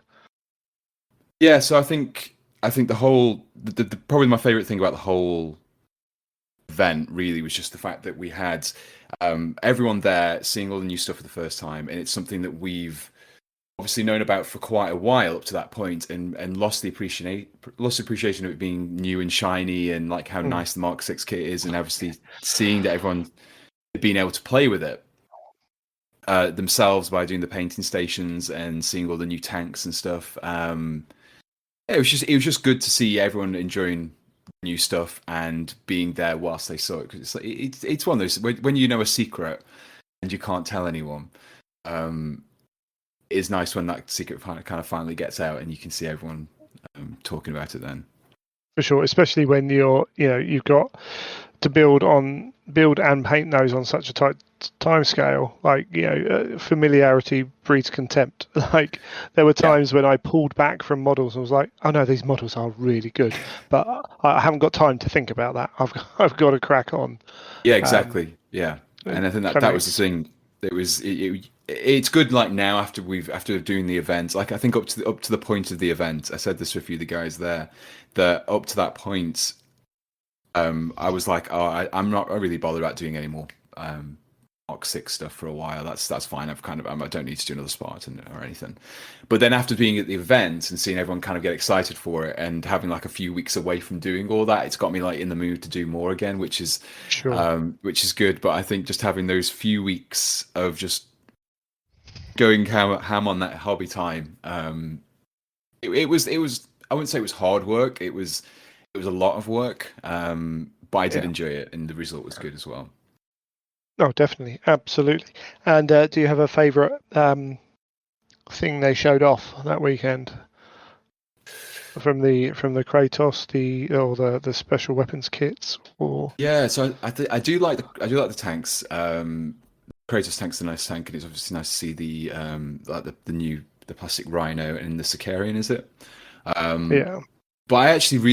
really looking forward to the special weapon kits, because from my point of view, as someone who does kit bashes and conversions, having a box that's just got 30 guns in it, of 3 different types of guns, it's just going to be so useful, rather than having to I've got to buy this one kit of Devastators to get this one plasma cannon that's in there. It's like, no, I can just go buy a box and it's got all the plasma cannons I'll need. I think I really like that idea, and I hope that it's something which carries on with other stuff. So it'd be interesting to see if we, outside of Heresy, if we see that applied to things like 40k and stuff, because it'd just be nice to have a weapon set. And that's what I'm looking forward to. Awesome. And can we expect some more 30k content on the channel going forwards? Is it something that whetted your appetite for that kind of thing, or even more, should I say? Yeah, definitely. One of the things I would like to do is I did it for 40k a while ago, where I do like a video and it would have like a few tips on how you could convert your models to look like a specific chapter. Sure. So it's something I want to do with the legions. And I've got a few ideas of how people can, just little bits that maybe you could do on the sergeants or the odd kind of soldier, just to add a little bit of flavor to your army.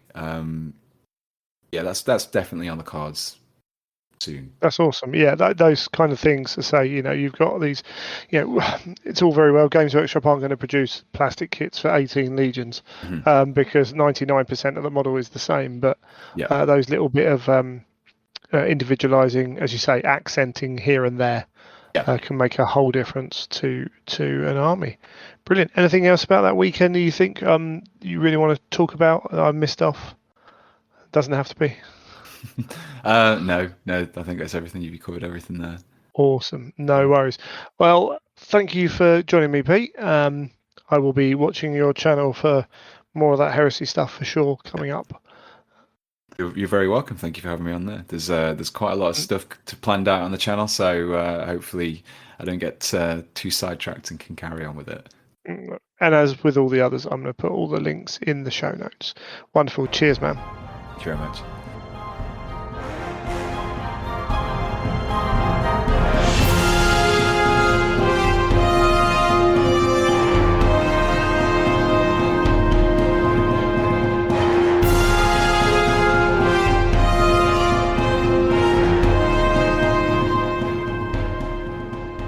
Okay, well, joining me now, we have Mr. Richard Gray. How are you doing, sir?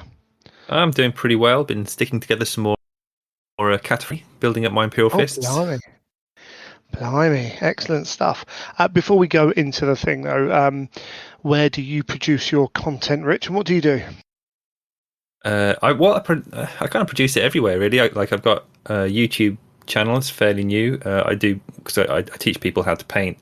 I'm fairly well known for entering Golden Demons and winning trophies and things. So I've got YouTube, got a Patreon, Instagram, Twitter. All the general stuff. Yeah, absolutely, and it's all it's some pretty good painting with some pretty lovely freehand as well. So I will put as many links as I can in the show notes for that. If anyone in the 30k community doesn't already follow you, we will do that. So obviously have worked with and around GW for a long time. How was getting the email to go on to a video chat? Were you expecting anything specific, or? Well, I had a little inkling because other people that I know had been not saying what it is, but they're like, "Oh, you might be expecting something soon," Yeah. and I'm like, "Oh, interesting." But yeah, when I got the email, because even in the email, it didn't really explain too much about it. Just wanted a quick chat. So yeah, the video chat that we had at the time, I was super excited actually.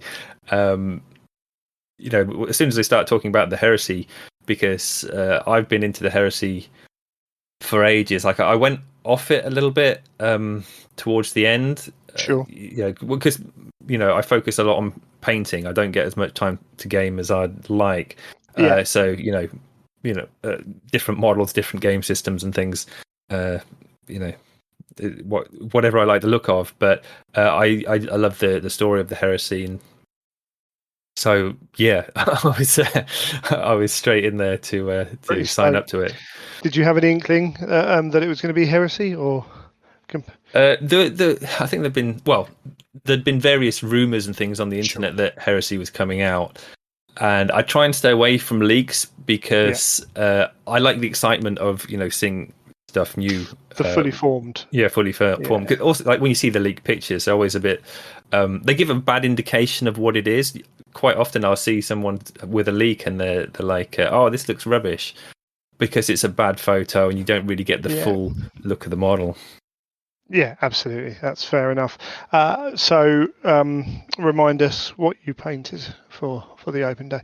I painted Rogel Dawn. Well, I mean, when we were asked, they said you can pick a Primarch, and unfortunately, I wasn't first on the list.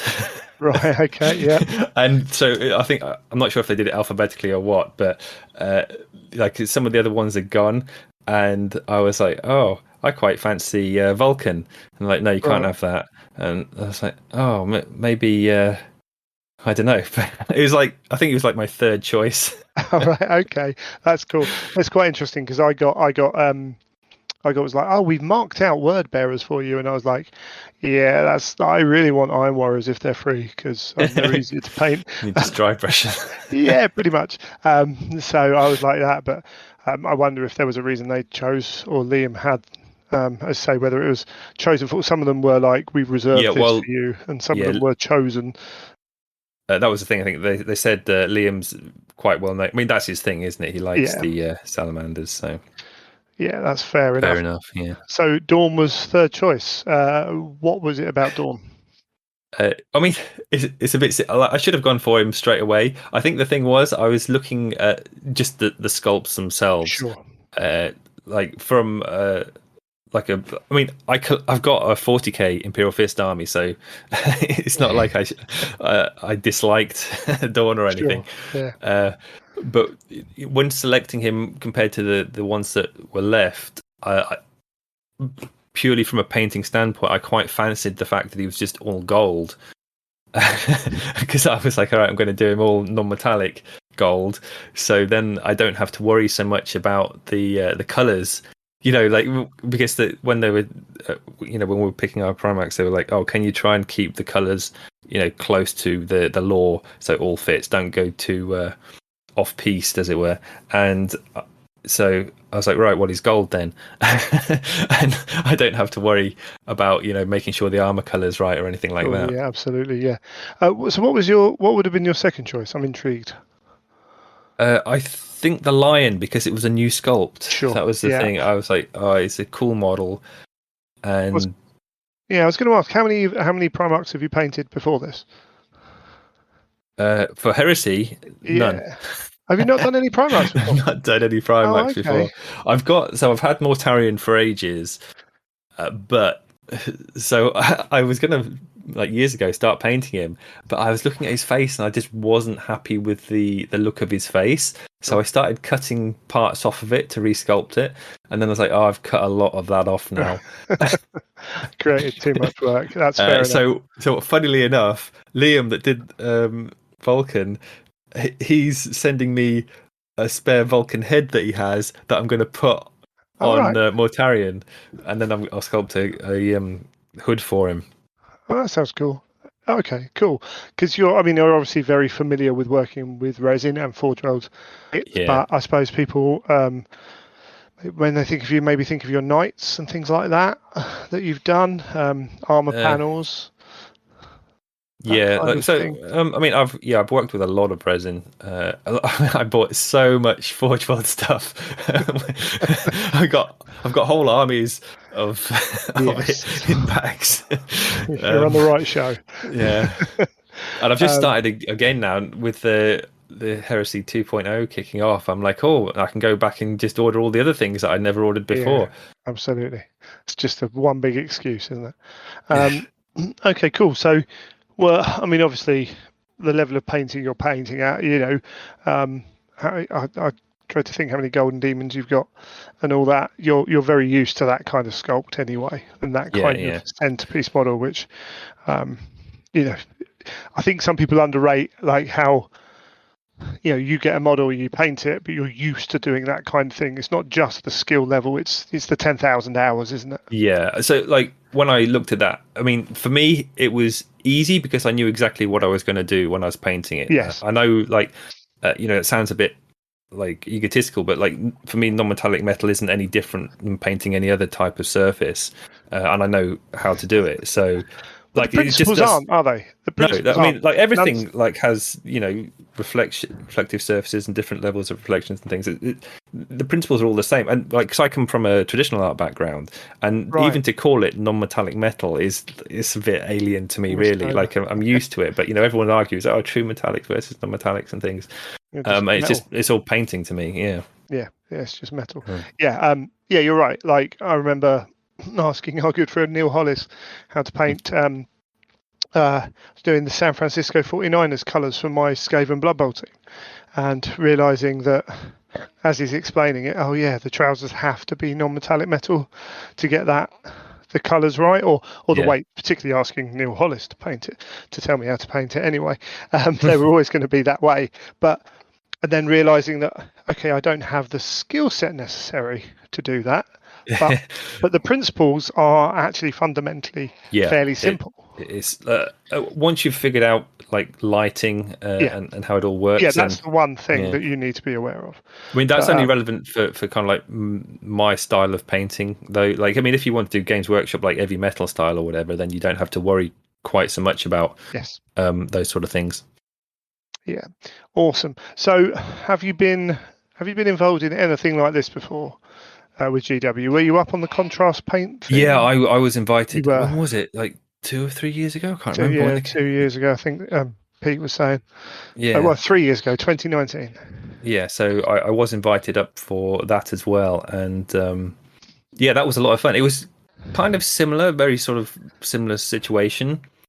Right. Obviously everyone having to be very hush hush, and I think the difference was that for the contrast thing, it was mainly painters. I mean, it makes sense because it was paint. Like we had like a few like influencers, but even those people were still good painters. Their painting, yeah. So that was the only difference really between that, and obviously the Heresy was a bit bigger, so they had even more people.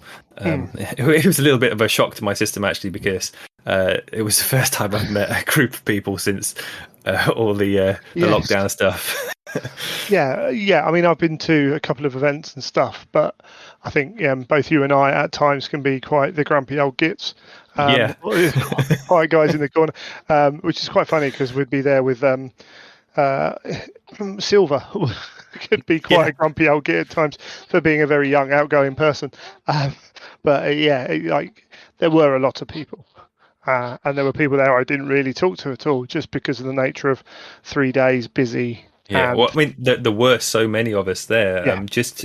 and especially because I'm more familiar with painters, so I don't necessarily know who the other what they do so much. So when they start getting their cameras out and things, I'm like, I don't know. Oh yes, the cameras come out. I'll start turning the other direction. Absolutely. Yeah. So what was your favourite part of those 3 days? And you're not allowed to say meeting all the wonderful people. Which I'm sure you wouldn't. Anyway, yeah, apart from meeting you again. That goes without saying. Of course. I mean, to be fair, actually, it was like because some of my good friends were there, so that was great for me because I hadn't seen them in 3 years. Yeah, absolutely. So that was really nice. But just because I've not had that much chance to get in any gaming or anything really, it was just nice to be among all the models.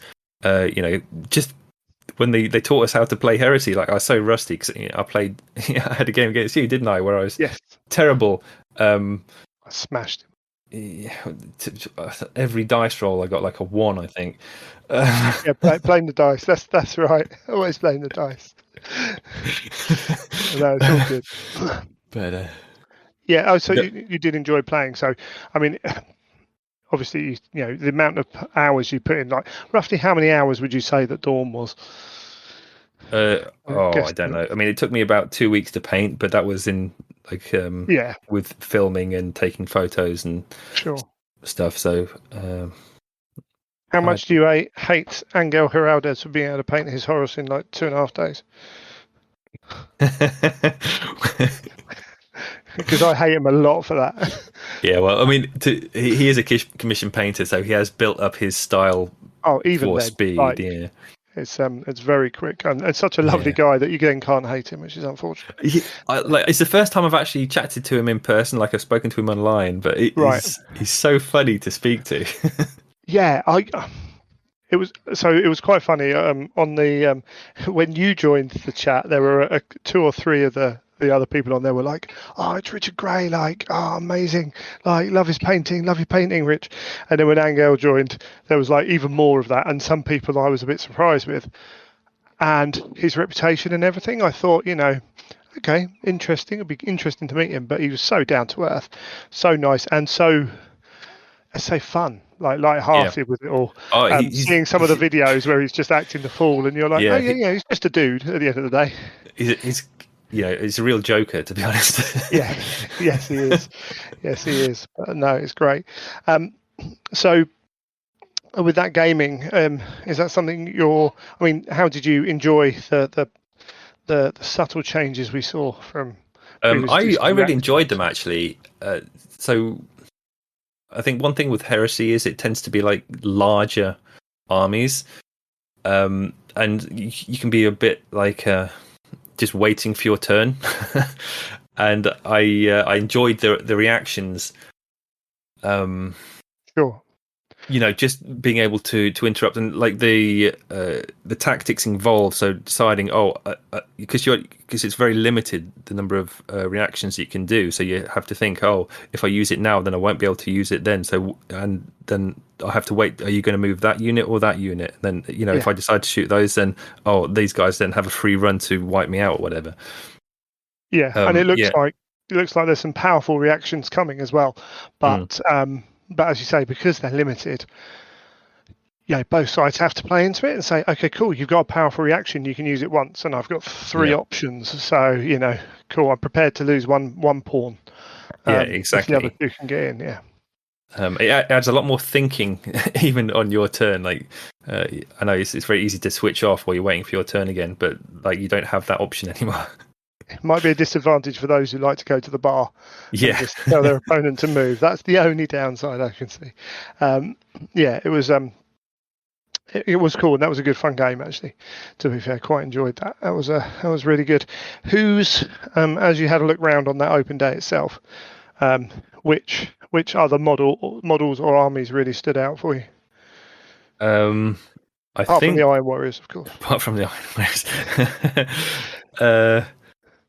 I mean, obviously, Cult of Paint, Andy and Henry's White Scars, they were really nice. Well.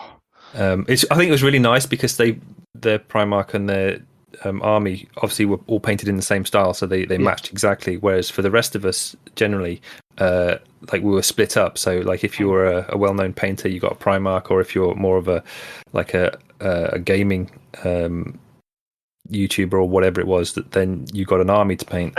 But even Vince got he got Perturabo he and got the Alpha both. Legion, didn't he? Yeah, So he got both, but they weren't not matched. So it was that was quite an bit interesting weird, one. But yeah, yeah. that's cool. So yeah. So that one, was there a single Primarch that stood out to you that you were a bit surprised with? I don't know about surprise, because like I know the painters, so like I kind of had expectations anyway for the quality of the painting. I mean, it was nice to see Liam's Vulcan actually. That was really nice, and he painted that quickly as well. Oh, didn't he just? Yeah, and he showed some other pictures he's painted quickly as well. Like, we're all struggling along trying to get our stuff done. He's going, I painted this one because I've got to go away on holiday for a bit as well. And you're like, really? But yeah, he got that done pretty early on. I know. When I was talking with Andy Wardle about it, and he was a bit stressed because he did his in the same sort of period, like around about 2 weeks, like me, and he was a bit unsure because we.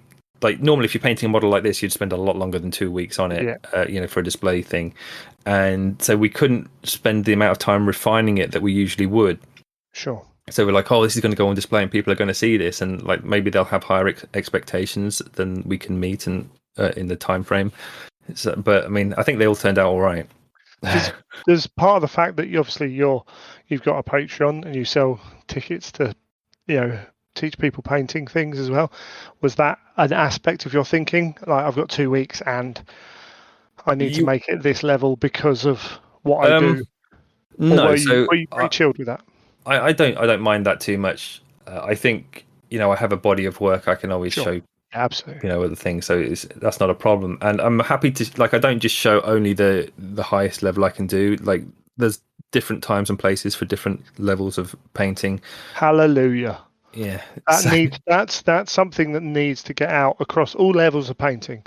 I see people painting their first or second Horus Heresy army, and they're like, "I've got to paint it as well as I possibly can," and I'm like, only if that's what your goal is. Yeah, and I mean, if you really enjoy painting is your focus, that's fine. But if you just want to paint everything to the best you can, it'll take you quite a while to get your army done.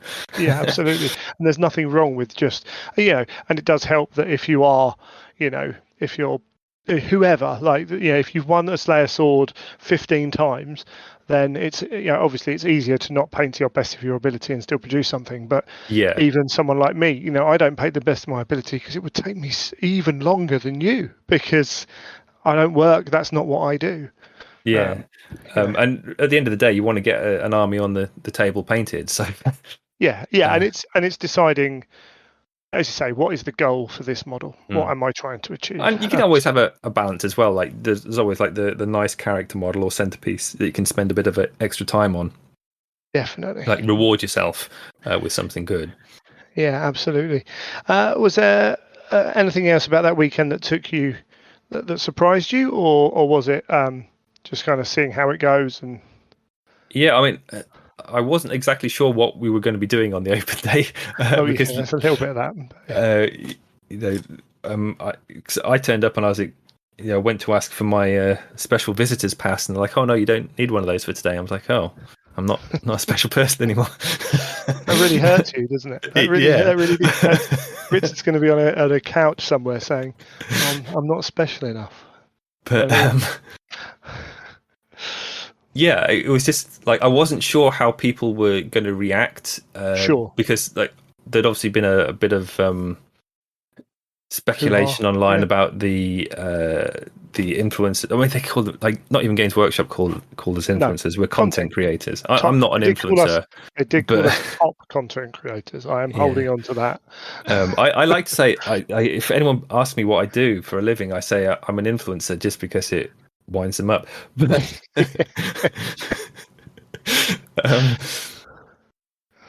I was a little bit concerned that because there were definitely certain elements that were not happy with all of the content creators turning up, and so I was interested to see how that would play out. But on the day it was all fine. I think most people had a good time.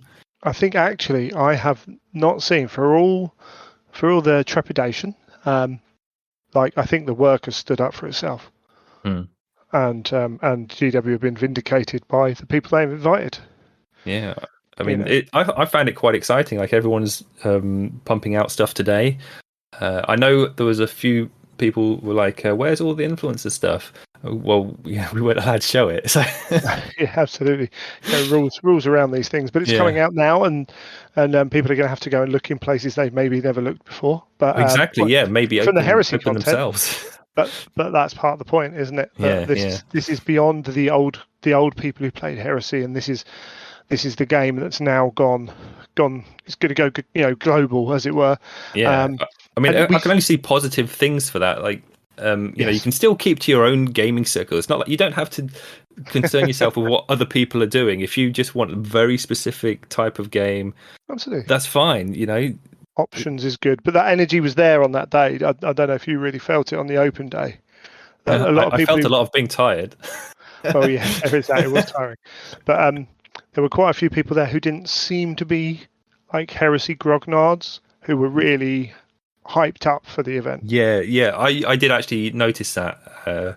It was quite interesting to see the variety of people that were there. Like, people that had not even really taken much notice of heresy before. 40k players that were interested to find out more, especially like the scale of space marines and things like that. Big thing.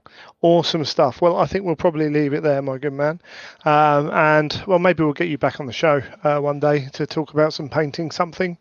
Yeah, I'll be happy to I'm come. sure there'll be plenty of opportunity to do that. Cheers. Cool, thank you.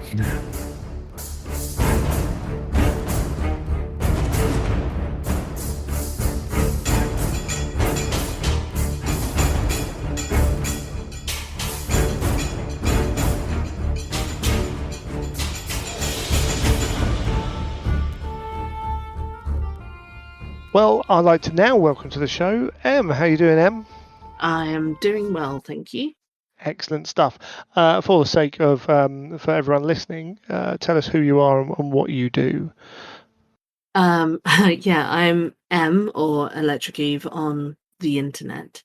I am a commission painter, so I spend most of my time painting all kinds of things, and a Twitch streamer, secondly. So yeah, painting online and painting for others. Some really cool painting stuff. There's a bit of D&D and stuff in there, isn't there, as well, that you've Yes, some really cool D&D stuff going on. So yeah, definitely. Again, as I said with everyone, I'll put all the links in the show notes. That's going to be a fun afternoon, but I will do all that as well. So you've been, as with most of us, you've been getting the GW stuff for a little bit of time. Yeah. How, and I've asked this question to everyone, how was the email asking for a video call? What was your response to that? I didn't know what it was. I was excited, curious, a little bit worried, because there's always that kind of like, am I in trouble? Like, but no, I mean, it was a nice email. It's just that kind of worried thing at the back of my head, like a video call. I'm that person. Greg, the manager wants to speak to you. What have I done wrong? Yeah, that's me. Yeah, it's a terrible habit. But yeah, that's cool. So on that video call, being told what we're doing, what was your reaction to that and being asked to be part of it? So you always hear about these, makeup YouTubers and all that going to these like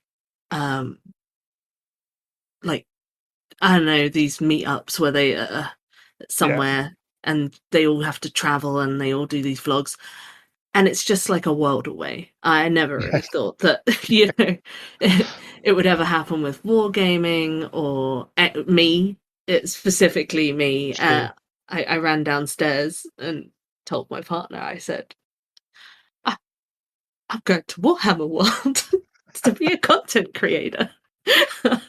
Awesome. So yeah, I was very excited. Very unexpected. Cool. And remind us who you painted. I painted Corvus Corax. And there were instructions, weren't there, for you painting Chorus? Yes. It's basically to keep it as to the book as possible. So, as Yeah, an everyone accurate got told depiction. that. Yeah. You're well known for your use of colour, shall we say? Yes, I did get a choice actually. Right. Okay. I got asked which Primarch I would like to paint. But most of the ones I wanted to paint were already taken. Oh, And then I said I rats. didn't want to paint anything black, hilariously, like with black armor. Painted a lot of Death Watch. Kind of sick of it. But Sure. yes.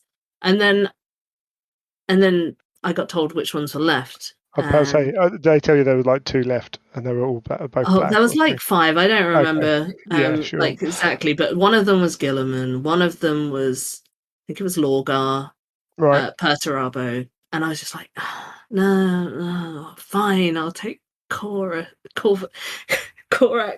Sorry, Fair enough. because he's got wings, and I think Cool. he's kind of cool. I wasn't particularly sold on the model when it came out, but Sure. he was the coolest one to me anyway, visually. I Well, would and have that liked helped. to have painted Magnus because I like Ah, Thousand right. Suns. So Yeah. Yeah, and you could have done some fun stuff, I think, with that. it's magic. Yeah, magic. That can be colourful. Exactly. Yeah, indeed. Yeah, it's quite funny listening to who's got what and what their feelings were towards other people getting the models they wanted. But that's all good fun. So you've obviously painted, you paint stuff for box art and things like that before. Have you painted many Primarchs before? No, that was my first Primarch, Heresy Right. Primarch. I've painted some Demon Primarchs before. Right. I Okay. painted a lot of Magnuses and Sure. a Many of the character series, many resin kind of arts in this style. I've never finished one because I bought a Okay. Typhon for myself for my Right. Death Guard. And I also have an Eidolon. Sure.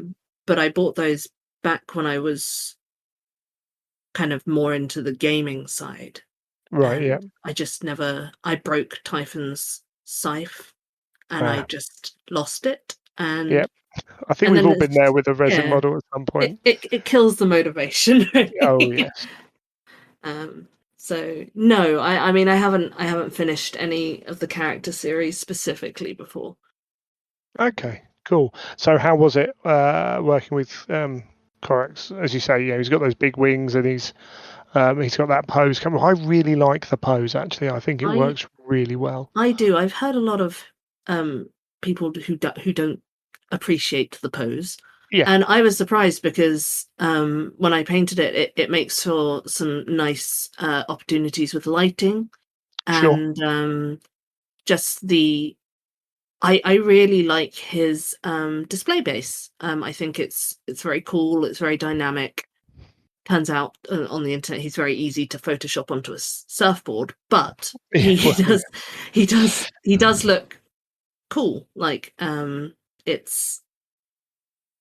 I just really like the fact that he's actually in a dynamic pose instead of kind of just standing there looking proud. Sure. I've never really liked models like that. The movement in the model is nice, and it has a big opportunity when it comes to painting him to go from like this clean, he's meant to be, Yeah. Yeah, it's something to look at, basically. And then he has this descent down into the rubble and, the unlucky guy that he's shooting. That impact point, I think, is really good. And it's there's not many models that have got that kind of movement in the environment around them. Yes, you can really paint a nice contrast as well, from the very clean slate black of Corax himself, down to that's why I painted the Son of Horus as being grimier to bring the focus back to the Primarch himself. Awesome. So with you, how was the time scale for you to handle all that? I painted him in 3 days. Oh, you're one of them. Okay. I did leave it just because You're just that kind of person. Yes, I have a lot of problems with concentration. Oh yeah. Concentration. Yeah, so I paint. Corax himself took 2 days, and then the display base and the Son of Horus took a day. And Awesome. when I say a day, it's painting from about lunchtime all the way through to 9 p.m. kind of time. I take Yeah, breaks, but a day's work. yeah, a proper day's work. Yeah.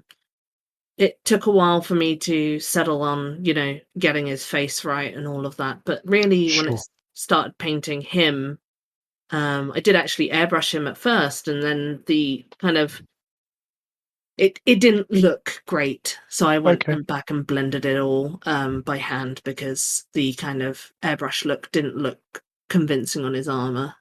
Sure. So yeah, I had a lot of fun actually. Because I don't really weather things often, and Right. Okay. it was an opportunity to actually break out some weathering powders and stuff, and Sure. learn some new things. Awesome. Yeah. So and how worried were you while I was driving up the M1 to deliver it? That it was going to make it in one piece. I was fairly worried with because his wings and the lightning claws. I've broken so many lightning claws in my time in this hobby. The rest of him's like surprisingly sturdy. Sure. But with resin, I was worried that the tips of the wings were going to break off because I'd wedged them behind some foam. But he turned out fine. I will be going to collect him though. Yeah, I can understand that completely. So skip forwards a bit of time, and we're at the weekend. What was your favourite part of us being up there? And you're not allowed to say all the wonderful people you met. I Which actually would have been really staff members anyway, wouldn't they? Yeah, all my mates. All No, your mates. my favourite part, apart from all the wonderful people, was actually getting to get hands on with the game. All right, Because cool. I mean, I partnered up with you, which was pretty great. But I haven't played a game of 40k or AOS or 30k for a couple of years now. I haven't Right. done any gaming, but it did it did reignite some excitement in me for actually playing, because I really liked the reactions. Those were very cool. Cool. Because it keeps someone who has a lack of an attention, it keeps me engaged during not my turn. Sure. Keeps me thinking. And I used to go to tournaments and stuff, and I really do like to play. So that was my favorite part, actually, was being kind of getting to roll some dice and actually get to play for a while, which was it was a lot of fun. And smash some smash some dudes up as well. ultramarines. Yeah, it was lovely. It was absolutely lovely. Yeah, so that's cool. Because you're right. I think those reactions have a lot of play in there, and if you are a gamer, then there's a lot to process and it to can weigh change up. the battle a lot, which I really like. It adds that extra bit of chance into it, because you never know when someone's going to activate an advanced reaction or just a reaction in general. You never know when it's coming. No, It's up to the other absolutely. player, which is And nice. you'll be trying to, there's that little poker element of trying to draw them out and, absolutely, move that unit up, and then, oh, he hasn't done it. I'll move the second, he still hasn't done it. Okay, What's well, he I'm not going to saving it move, for? I'm not going to move that third unit. Yeah, I'm going to exactly. scupper his plans. But was that his plan all along? All that kind of stuff. Absolutely, no. And it was a good fun. So it's been a while since I've been on the other end of the table of a proper introduction game. Yes. And I had flicked through the rules, so I did kind of know what was going on. But and as I say, Nick, I know a little bit, and then Simon, I've known for a long time. So having him run the second part of that was good fun. Yeah. Yeah, absolutely. The open day itself, seeing your model out there with the other models. How was that for you? Like being on display in a cabinet on Seeing my boy Warhammer. out there. Yeah, because obviously you've got your stuff is displayed and things like that anyway for companies, and has been in the past. I've never actually seen it though. This is the thing. Right, send it off and it's gone. Yeah, it was one of my first times where I've seen my work in the Sure. cabinets of Warhammer World, with my name. Well, Electric Eve, but like, Yeah, that's me. it was credited to me. It was super cool. I was a lot prouder than I thought I would be, because I thought, like you said, like, trying to be the cool kid then. it's just obviously just playing it cool. Just kind of, I just thought it would be like sending off up some box art or something, but no, Sure. seeing it up there, it really cool. next to everyone else's stuff is really, really proud, and being able to get it out and look at it again and go, damn, you did a good job. You did. You certainly did. Who's out of all the Primarchs there, whose did you kind of pick out, like get drawn to straight away? I'm not going to say Richard Grace, because he's probably because he's a nasty man. No. His interviews are probably going to be just before yours, so that's fine. I can say that. It's very good. It's very good. It is very it's nice good, seeing his work in person as well. Sure. A personal painting hero of mine. Right. Excellent. But Darcy's Primarch, Angron. yes, just and that's the visceral Karen. kind of I just love that she paints them so brutal. And Darcy's one of those ones who I knew she could paint, and I followed her and looked at stuff without ever really paying enough attention. Yep. And then I was like, oh no, she can paint. Like, I had that with capital P. I had that with 2 or 3 of people there. I was like, I know they can paint, but oh no, they can paint. Which is really nice, actually, a bit of a nice surprise. I just really like the fact that Darcy is such a lovely lady. Oh, isn't she just? And she's laughing all the time, super friendly. And then her painting is just the, like, blood, gore, anger. It's beautiful. No, I don't want to be on the wrong side of like her, like between her and her kid or something. Like you're not surviving that, are you? Absolutely not. No, she is absolutely lovely, absolutely lovely. So obviously you've talked about enjoying the gaming and not having gamed in a while. Is doing a bit more gaming something you would consider? Yeah. So I've talked to my I have some friends who are very into Heresy. Right. And my friend Ivy has been trying to get me into it for a while. Okay.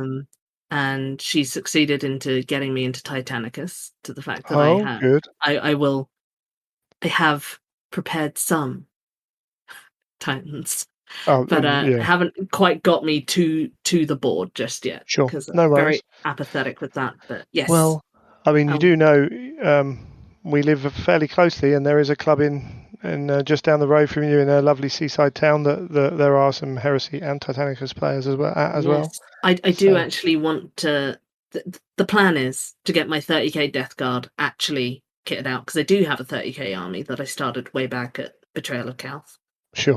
When that came out, I got really excited about it, and then some life things happened, and I put them all back down again. But yes, that's the idea. Awesome. Well, when Garage Dan is ready for gaming, hopefully this summer, I might have to get you up and roll some dice. Yeah, that'd be good. That'd be cool. Yeah, and that's what's there we go. The event itself, like on that open day, obviously, say there was a group of us. So we talked about this with Richard, who are slightly more. There were groups of the people that were there who were very keen to go and talk to people, and there were groups who were quite happy to not, to sit at the table and be a bit quieter. Yes. But the event itself, like, did it get you a bit hyped up? That open day being there? It did. Because as I've always been a primarily 40k player, the dreaded 40k player. Most of us were. Yeah. it was actually nice to see the mythical 30k community in the flesh. I'm probably going to get people cross at me for calling them like that, but it's nice to see all of the people who are actually have a huge passion for these things. Like even in the queue for Bugmans, I met a group of guys who are super, super lovely. And they were clearly very into it. They had like this YouTube channel and everything. And yeah, they were just really, really nice. We talked about heresy for a bit, and yeah, it just got me seeing everyone and seeing a lot of people being just passionate about what they like. Got me going, you know what? I kind of want to hang out with people and play games again. Yeah, absolutely. So, yeah, And that's, you know, that just shows how that kind of energy and that positivity, how powerful it can be. yeah. It's To do also that kind of seeing thing.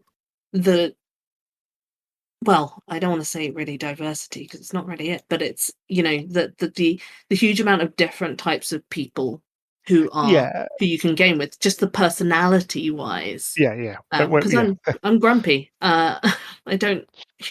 There are some types of people I just can't get along with, and even if they are super lovely, but it's Yes. just good to find your people. Yeah, absolutely. You're absolutely right. And and sometimes introverts can come across as grumpy when they're just, they've just Yes. reached their limit, shall we say. And some of us can be there quite quickly, but that doesn't mean that you're on that. There is a group out there, and all of this is about finding the right people, meeting that common ground. So Yeah. all good, awesome. Yep. Well, I think we'll probably leave it on that note. We expect to see much more heresy from you soon. Yes. No pressure. No, actually, I have plans. So Oh, good.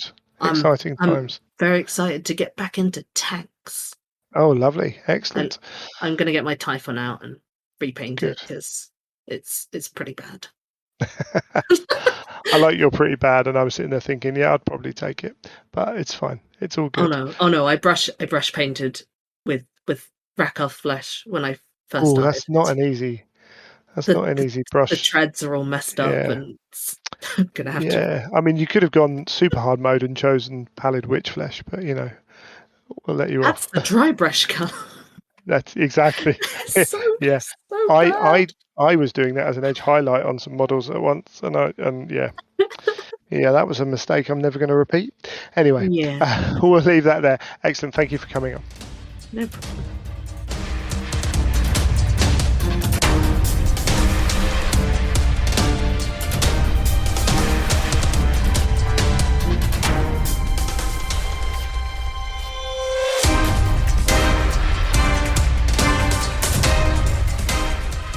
Well, now I would like to welcome to the show Ciara and Oliver. How you doing? Hello. Hello, how are Thanks you? for having us on. I'm grand, and thank you guys for coming on. Absolute pleasure. Before we go anywhere, do you want to introduce yourself and what you do as Yes, creators? I'm Oliver. I run Broadsword Wargaming over here in Ireland. I tend to do pretty varied content, anything from board builds, battle reports, painting guides, beginner stuff, and I've been doing that for a couple of years now. On And then- YouTube. Yeah, and all on YouTube. And then a few years ago, we got you into it, didn't we? That's it. So now I'm a regular feature on the channel, and I have my own Twitch stream also. And you are? Oh, hi. I'm Ciara. I go by Ciara Elvenblood on Instagram and Twitch, and just regular old Ciara on YouTube. Wonderful stuff. Again, I will try and put everything in the show notes if people want to go and check you guys out. So before we go anywhere, have you been associated with GW? Have you been on the scheme before this, painting things up, being sent stuff?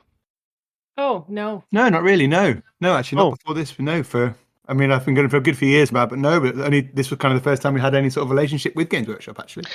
And that's awesome because I think there's a couple of people. Liam was the same as well, where it came out of the blue, and I think it's cool to know that they were doing that, and it's not just like the people they've always worked with, that kind of thing. So, how did that feel? Getting an email asking you for a meeting? I was delighted. I couldn't believe it. I suppose you were as shocked as I was, I think, weren't you? Yeah, it was good, and to hear about the event as someone who's always been into Heresy, it's kind of been a cool thing to get invited to, and then getting also getting other products and stuff now to do and to paint up and stuff for Twitch, Instagram, and for the YouTube is quite nice too. Also, you've put a lot of work, like a lot of hours into it, so it's good to be somewhat recognised, I suppose, for it. Yeah, I suppose so. There's a lot of people out there who have put lots of time in and stuff, and I think would feel the same way. Yeah. Over the years, it's thousands of hours of editing and videos, so it's great that it sort of culminated in being invited along to the event. Yeah, absolutely. Yeah. Did you have any idea when that email came through about what they could be doing? Did you have a sneaky suspicion? I mean, the old radar's always dinging about, but not really. No, not regular rumour mill. Yeah, only the old regular rumour mill, exactly. Awesome. And did you hold it together when you were told you're getting? Yeah. Oh, good. Professionals. That's what I'm an actor by trade, so I can lie once in a while. Excellent stuff.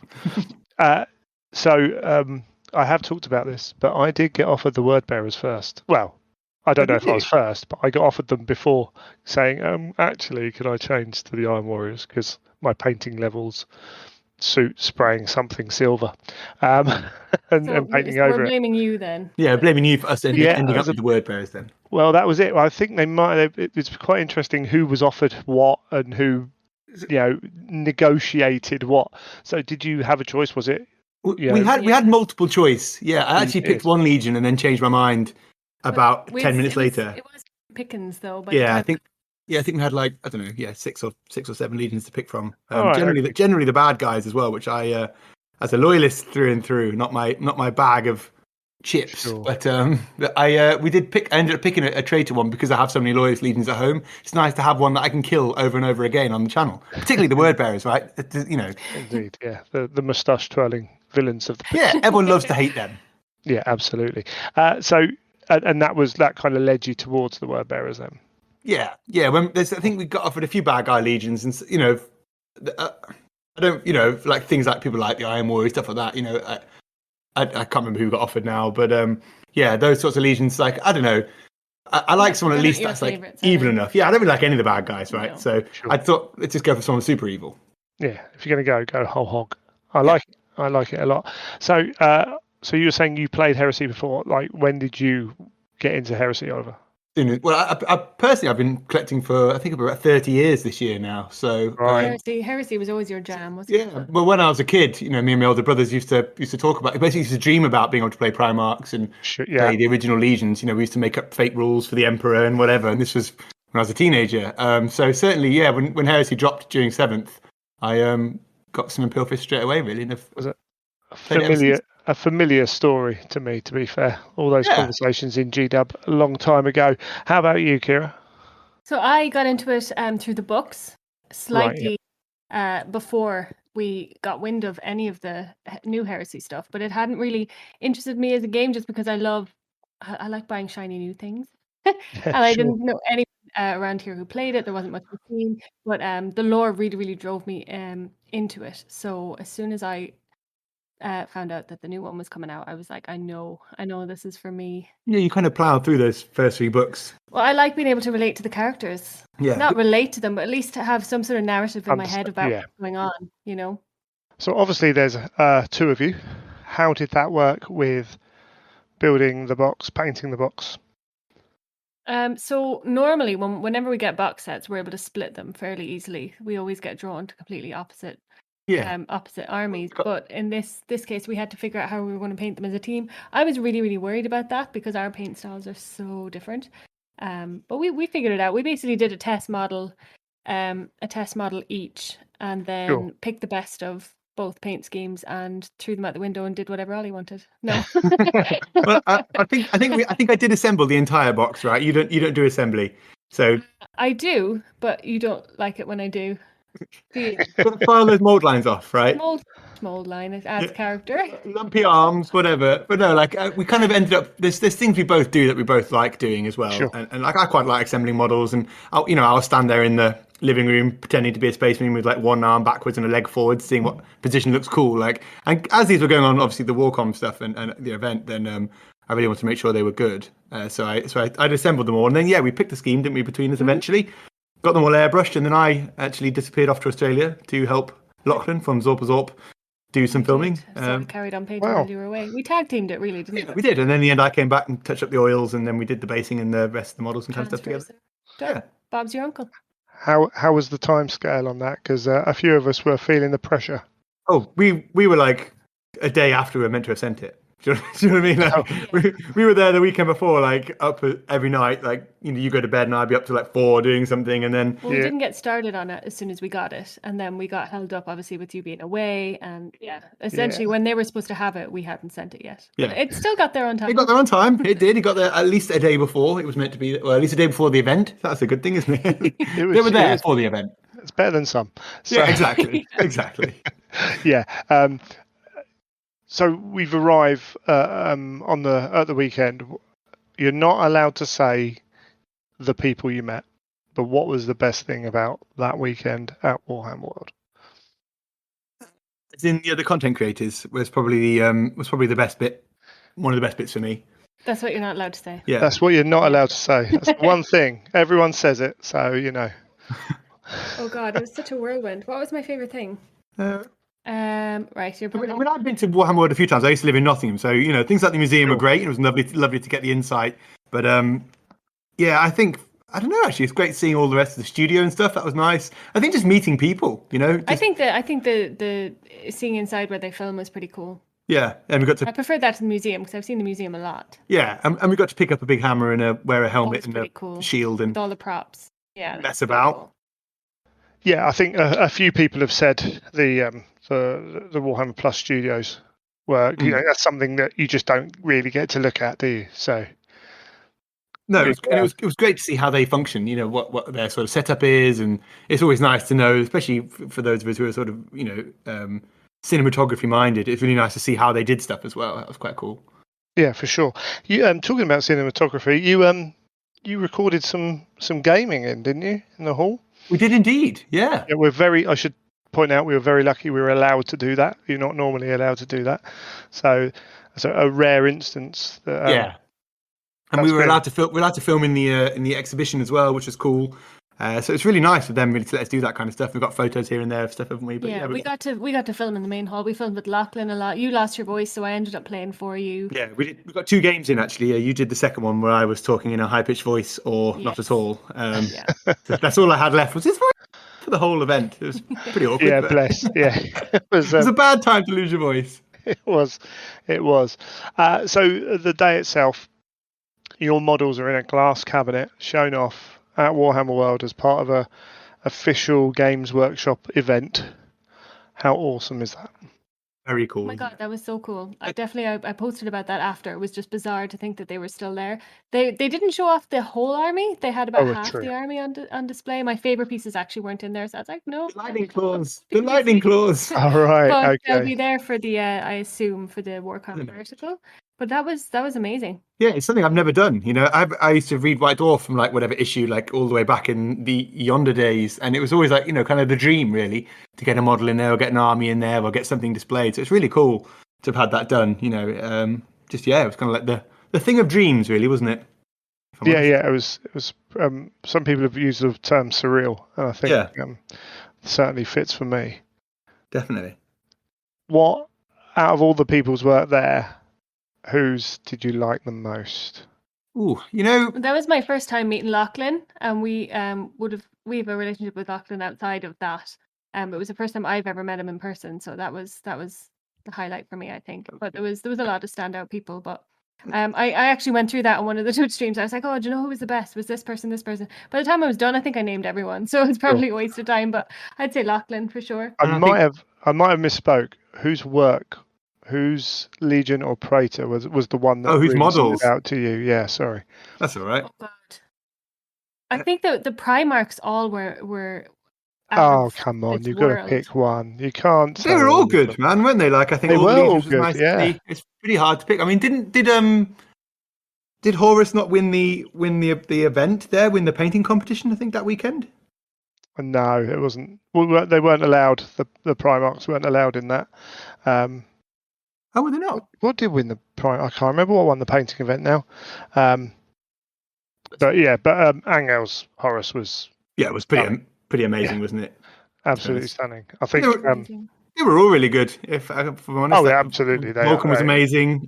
Dawn was ridiculous. Like all of them. Yeah, I'm trying to remember now whose is whose. yeah. Hard to know, but yeah, Vulcan was amazing, wasn't it? Vulcan Vulcan's was was cool, Liam. yeah.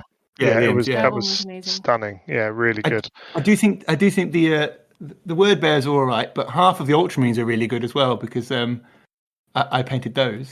Oh, yeah. Okay. See, this is where I missed out, and I did it all myself. My see. co-host lives too far away. Well, I say he lives too far away. I've got no excuses now, have I? Nope. Because you can't get much further than going over there and helping Lachlan. So, oh well. What can you do? You just ruined my one excuse. That's it now. Yeah, no excuses anymore. Get the paintbrush out. And yeah, absolutely. So we've got we've now got the Horus Heresy. I mean, it's coming. It's it's going to be here imminently. You've already played. I'm assuming you're going to keep playing. Are we going to see more games on the show? Indeed, Absolutely. Yeah. indeed you will. Yeah, I've got a few battle reports ready to go. I've got a few other bits of content as well ready to drop, and then I think it's onto bigger things. We'll see how we get on with them. So who are you going to be playing? I'm going to get an Emperor's Children army done up. I've started collecting some characters already. Nice. And you are going to be... So I've got Imperial Fists are kind of my main army. I've also got then Raven Guard, Iron Hands, Salamanders for the Isfan 5 stuff. Sure. I've got the Word Bearers now as bad guys. So I think, I don't know, if I had to pick another one, it'd be Thousand Suns now. Loyalist, obviously. But yeah, I don't know. The new box look seems to suit all the Raven Guard and the current armies quite well, which is quite nice. Yeah, they've done well with it. What are you looking forward to adding to those armies? Like, once we've got this box out in the wild, as it were, have you got a wish for a specific thing, or was it like the Kratos they showed off, or? The Kratos is obviously cool. I think Plastic Spartan was amazing, really, to work with. I had the original Spartan. We had to glue all the individual track pieces on. That was awful. Then we got them where they were molded, and it was a bit better. So version 3 now, having put that together, was pretty good. So any of the plastic tanks should be pretty good. You know yourself, like they weren't that fun to put together. So the plastic Ciara, and if we ever get that, I don't know. I assume we'll get most of the tanks in plastic now, or the dreadnoughts as well. I think the custom models are staying in resin. The Legion specific ones. Yeah. So I hear.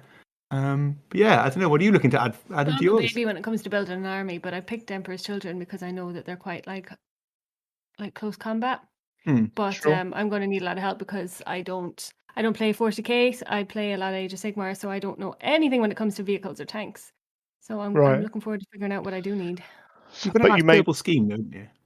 Oh yeah, that was the other reason I chose them. Yeah, you've got a nice purple. That's a girly reason. No, I don't think it is.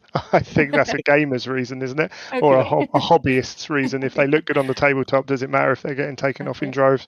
And maybe with being in Age of Sigmar, having a little bit of the reactions we've now got in Heresy, having obviously got links to some of the stuff you can do in Age of Sigmar.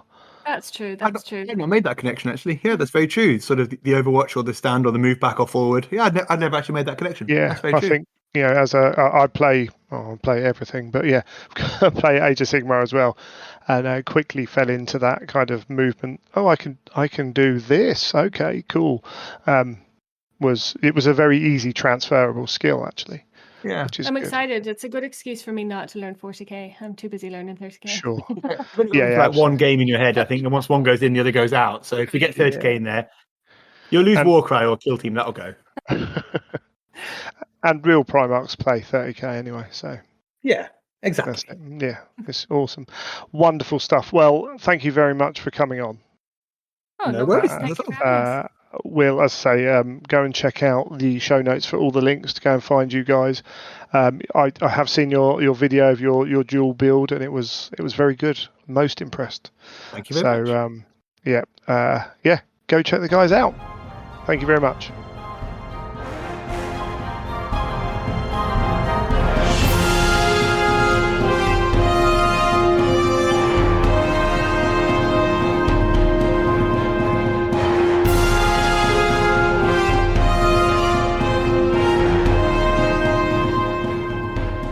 I'd like to welcome Liam to the show. Hello, Liam. How you doing? Oh, good, thank you. Excellent stuff. For those listening, please tell us who you are and what you do in the GW milieu. I'm a painter. You can find me on Instagram at Liam Paint Stuff. I'm probably most well known for having a absolutely massive salamanders army that I've been working on for about 3 years. Nice. Absolutely. I'm going to put the links in the show notes as normal for all these wonderful, wonderful people we've got on.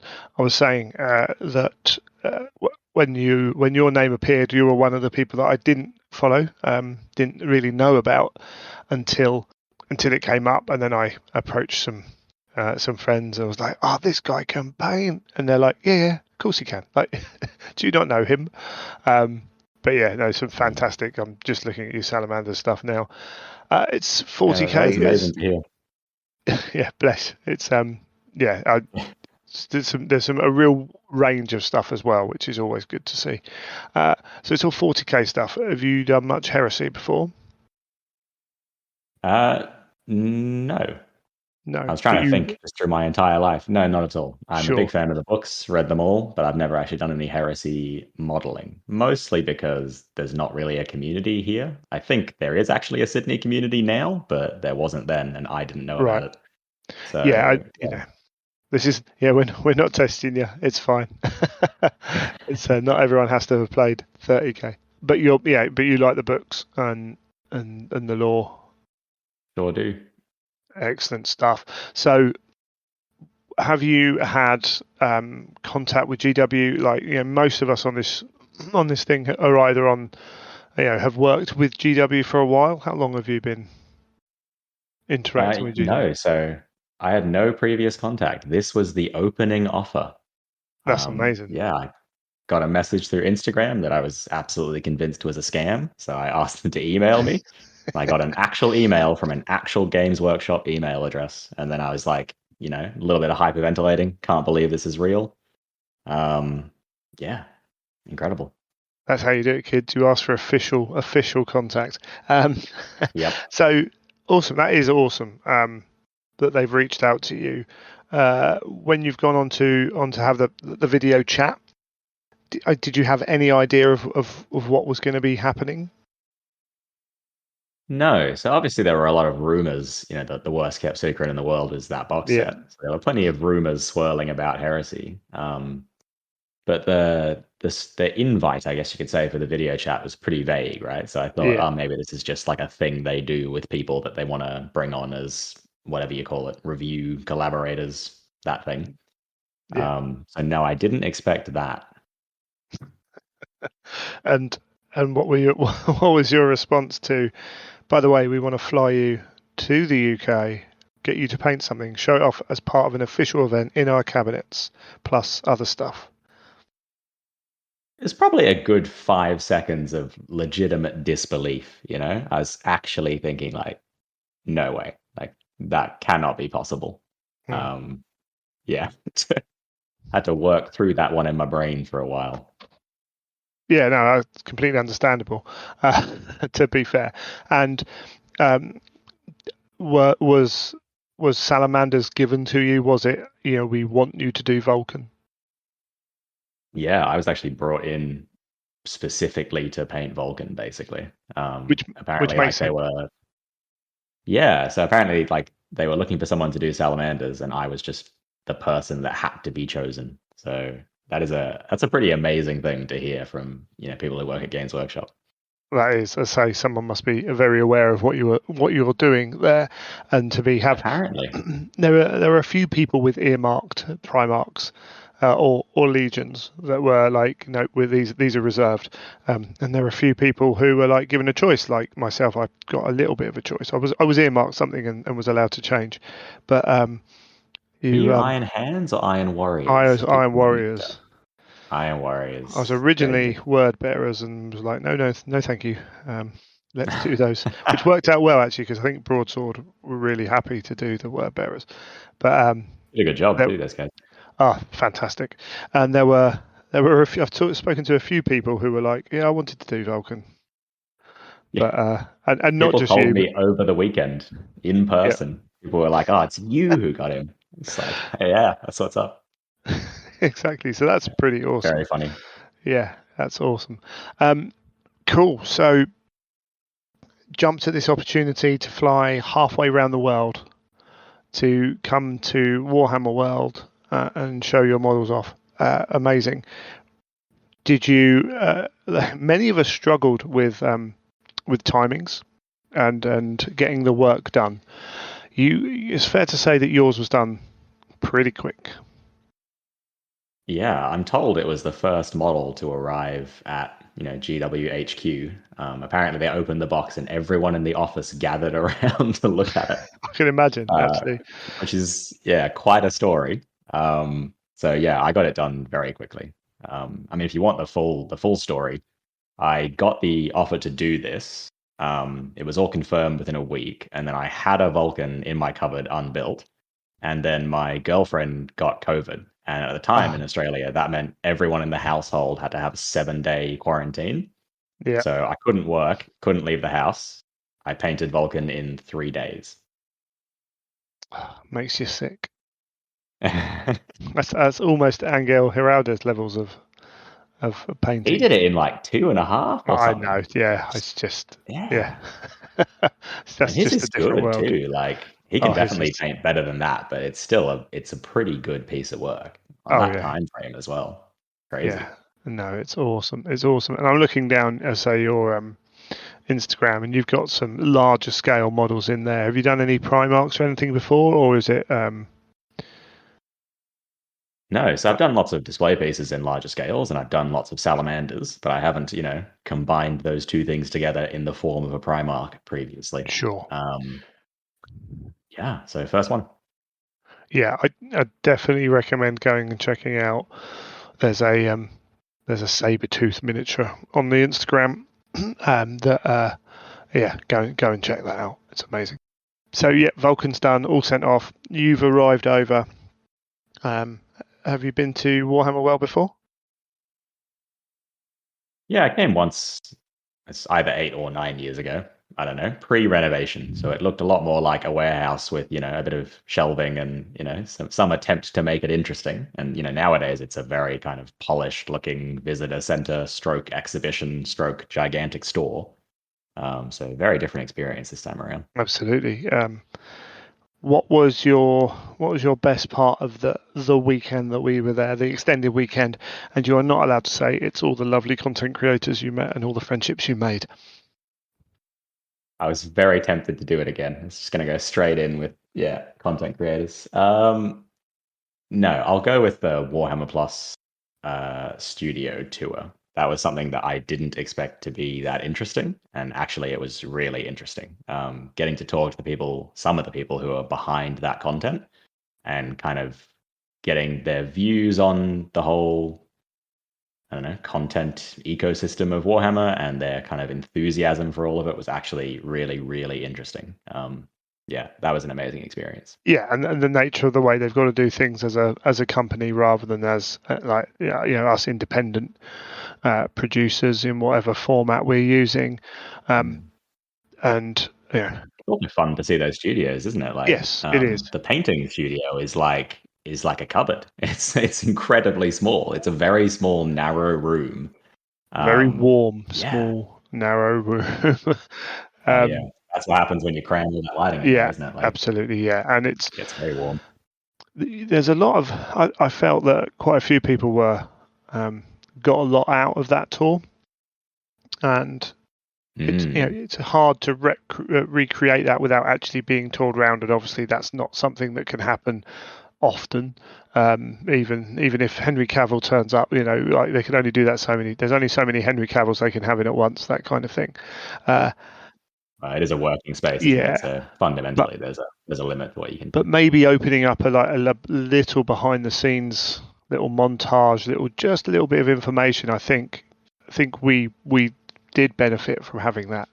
That could be something that Games Workshop look to do in the future. Would be really cool. Yeah, I think the people who worked for Games Workshop, particularly at Warhammer World, at their HQ, they're probably the best ambassadors the brand could have in a lot of ways. Yeah. Like their enthusiasm for everything Warhammer is off the charts. Yeah. So yeah, I do think they could leverage that enthusiasm more effectively. Yeah, hopefully more to come in the future.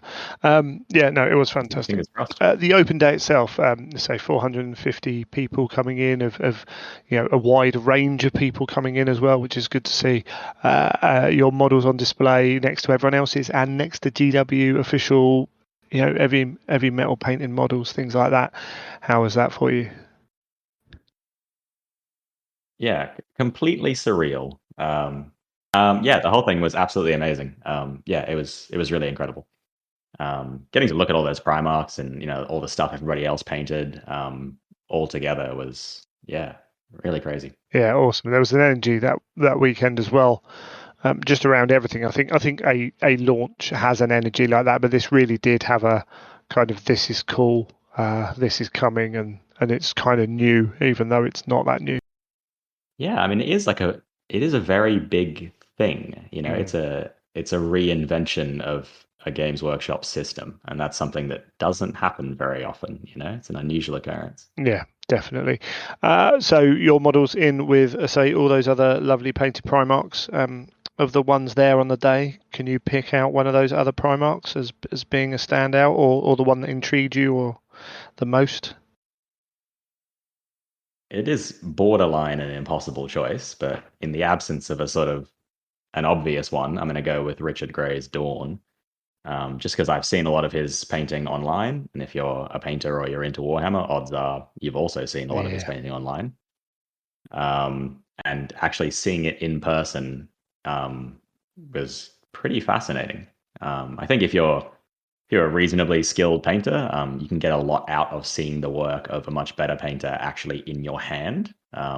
You can get a much better feel for how it was painted and the thoughts that the artist had when they were creating it. Sure. I got an insight into the way that Richard kind of thinks about metallics and all that stuff that I hadn't gotten, just from seeing photos of his work. Right. Yeah.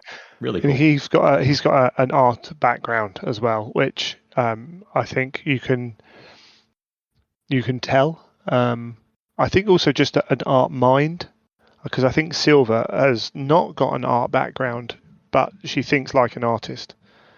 Whereas I think a lot of people think like miniatures painters.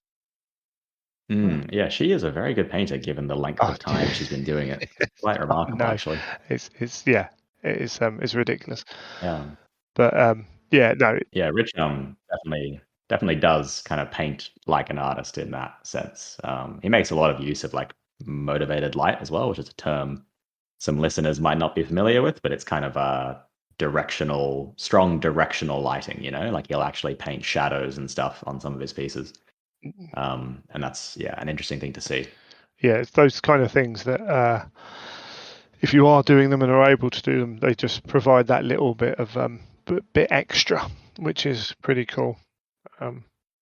Richard's a great guy as well, but we can't let him know that. So we shall move. We shall move on. All the stuff that was shown off on the day, the new stuff. So we had the Kratos tank, the Demios pattern Rhino, the heavy weapon set, the specialist weapon sets, the books. You weren't sent a box to start with, so all that stuff with the Spartan and everything else in there. What's the most exciting thing for you out of all that? Yeah, I'm gonna go with the Kratos because I'm a huge Fellblade. What's the other one? Falchion Glaive, that chassis, and Sakaran fan, and that tank kind of really brings the best bits of those two together into something new, and like it's just so cool. And it comes with a giant melter. What more could you ask for? Yeah, everyone gets so excited over Volkite, and Volkite is cool. Yeah, don't get me wrong, it is super cool. But then I saw that melter blast gun, and I'm like, yeah, you can keep your Volkite. Thank you very much. I'm going to be quite happy with what I have here. So I think I'm with you on that one. There are some people who don't like it. I completely understand that.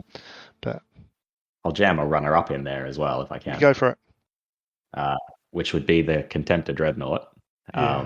Just because the original plastic was so not good, static pose, and the static pose was really bad, like that's not a good combination.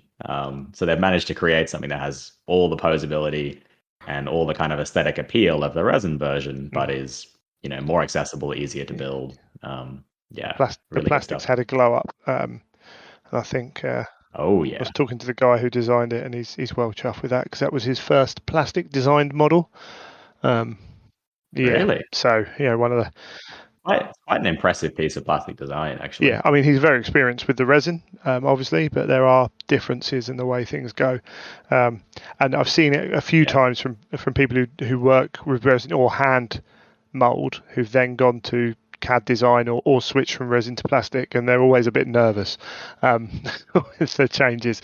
There's obviously just enough there to make it tricky for them. But yeah, it's fantastic. There's this whole phase. There's this whole phase in the plastic injection molding where you check all the undercuts and everything that doesn't exist in resin molding. I always think that must be so terrifying when you move across to that. You're like, yes. You think if I send this file off, and I'm wrong about this mold is going to cost like 150 grand. And then if it doesn't work, it's... Yeah, I wonder what the processes are. I wonder how many checks that goes through. Has to be a lot of them. I mean, it's so much money. Yeah, exactly. And bless, that's why we've got shoulder pads in 2 parts, but we'll move on from that one. Yeah. They work so well. Round rivets, my friend. Round rivets. All the rivets. Way. Absolutely. They work very well. Yeah. No trim makes up for it. It's all good. Brilliant. Yeah. Anything else from that weekend or that you think we've missed out? I'll shoehorn in the amazing content creators. It's got to be in there somewhere. Sure. It really actually was incredible to meet, all these people. It's just such a nice kind of positive group of people to hang out with. It was a great experience. Yeah, they've Games Workshop picked, but obviously they're picking people that can work with them. That's part of it. But you could feel why everyone was there. And as we've gone on, you can see like such a variety of ways of talking about and reviewing what they've done.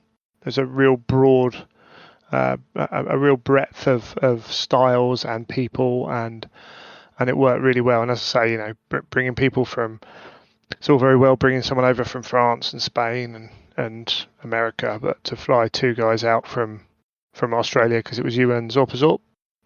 Again, not someone I had. Yeah, lucky from Zorpazorp. Yeah, I didn't know him that well either, and he does some crazy stuff, which is pretty cool. Yeah, that's a commitment, which is really good to see. Yeah, it's a big one, isn't it? Yeah, absolutely, and it's awesome, and hopefully we get to do something like this all over again at some point. You never know. Yeah, I really hope so. Brilliant, awesome, man. Oh well, one last thing. So you're excited about the Kratos. Does this mean we're going to see a bit more heresy content from you on your Instagram? It definitely does mean that. Yeah, I have got so many heresy things to do. It's almost a little bit frightening. It's like, yeah, there's a lot of stuff. Can you break away from your favoured salamanders, or are you? Oh no, it's definitely salamanders. I have so much respect for that person who can be like, no, I do the thing, and that's the thing, and I'm happy with that thing. Orc players are the same in 40k. They're like, no, I've got.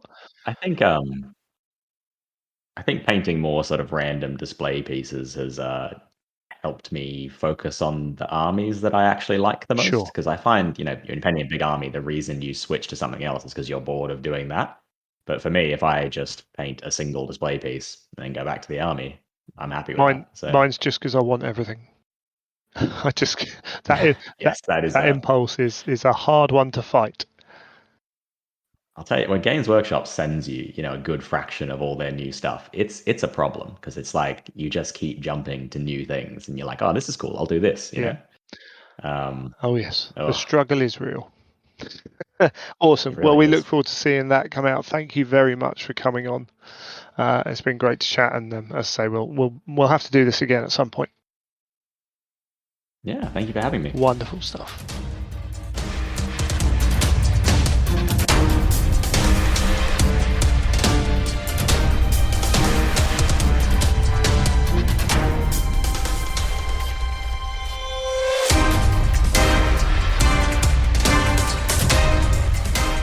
Well, I'd like to welcome to the show now Sylva. How are you doing? Hello, I'm very well. How are you? I'm great. Thank you very much. Before we get into the interview, just tell us who you are and what you do in the hobby space.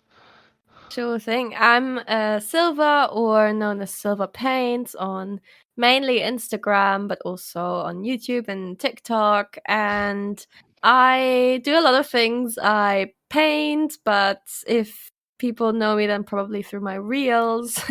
And yeah, that's what I do. Yeah, Awesome.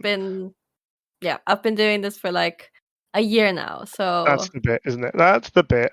You've been doing this for a year, and you do commission painting as well, and you've worked with various companies before, haven't you? yes, exactly. To do painting and stuff like that. Have you been working with GW much before this at all? Not super much before all this. I think the first encounter with them was actually when I was about 7-8 months into the hobby.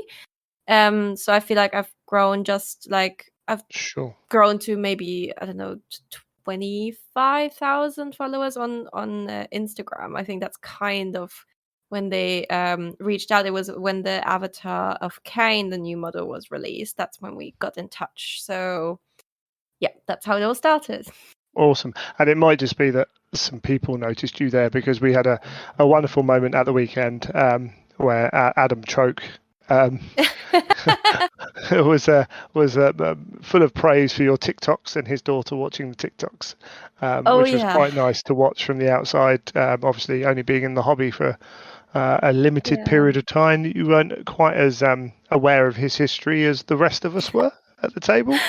It was a very funny encounter. We were sitting in Bugman's and just chatting away, and like, because we were all at Warhammer World, we had like a few encounters with people that like recognized you here and there. So I didn't think much of it, because there was this guy who walked past and he did like a double take and then saw me and turned around and came to me and was like, "Oh, you're Sylva Paint, aren't you? I know your TikToks." And I'm like, "Oh, nice to meet you. Who are you?" Or like, "Are you on Instagram or TikTok?" He's like, no, I'm not so much on social media.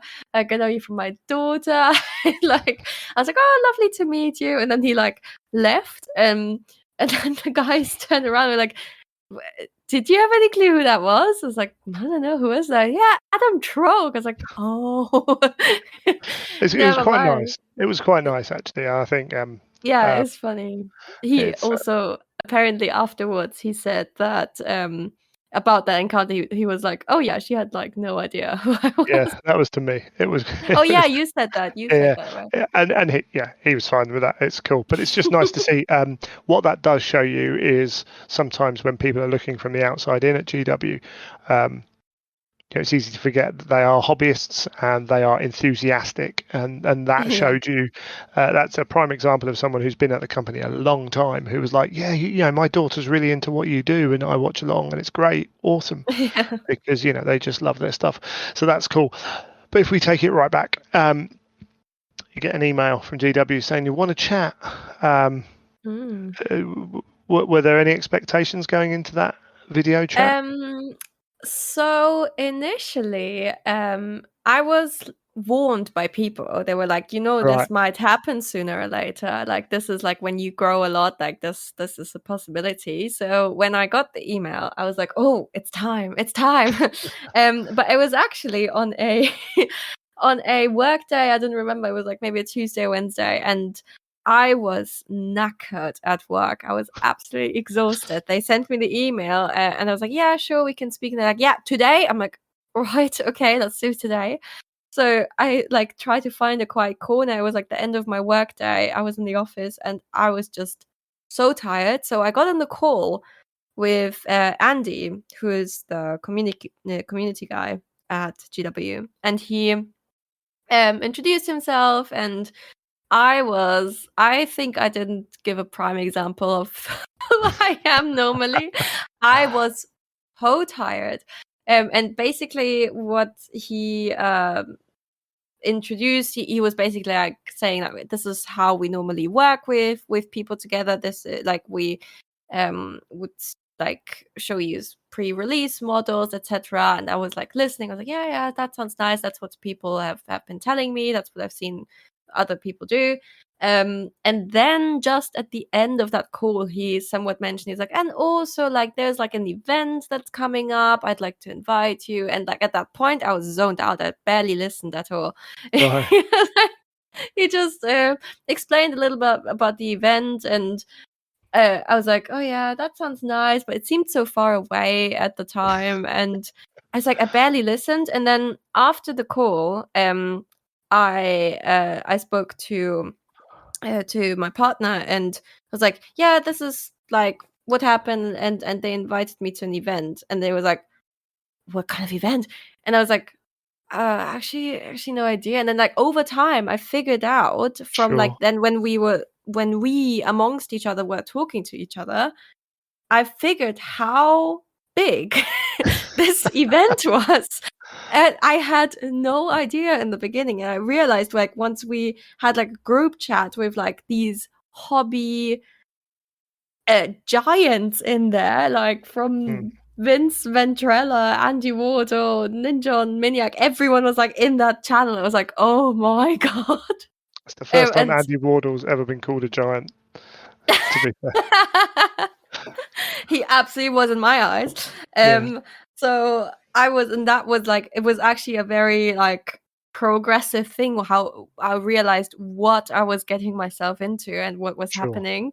Yeah, that was really funny in hindsight. Like I had actually up to the point where they said, can you please paint a Primarch for this? I had like not really any clue how big this was and what it meant, like what that's the fair heresy enough. is. Yeah, you'd only been in the hobby, as you say, like for what 10 months at the time or something like that. There's a lot of Games Workshop, there's a lot to take in, let alone painting other stuff and things like that as well. So absolutely understandable. And I think it's a testament to your output and the type of content that you produce as well. So fair play on that one. If anything, I found it really, at first I was a bit overwhelmed because I thought, oh no, I barely got my head around 40k yet, and like I started in AOS, then moved to 40k, and then suddenly we were talking about this new game, or like for me in my eyes, new game system, Horus Heresy, and I was like, oh no, like I barely know what to do in 40k, like how am I going to like get a grasp of all of this?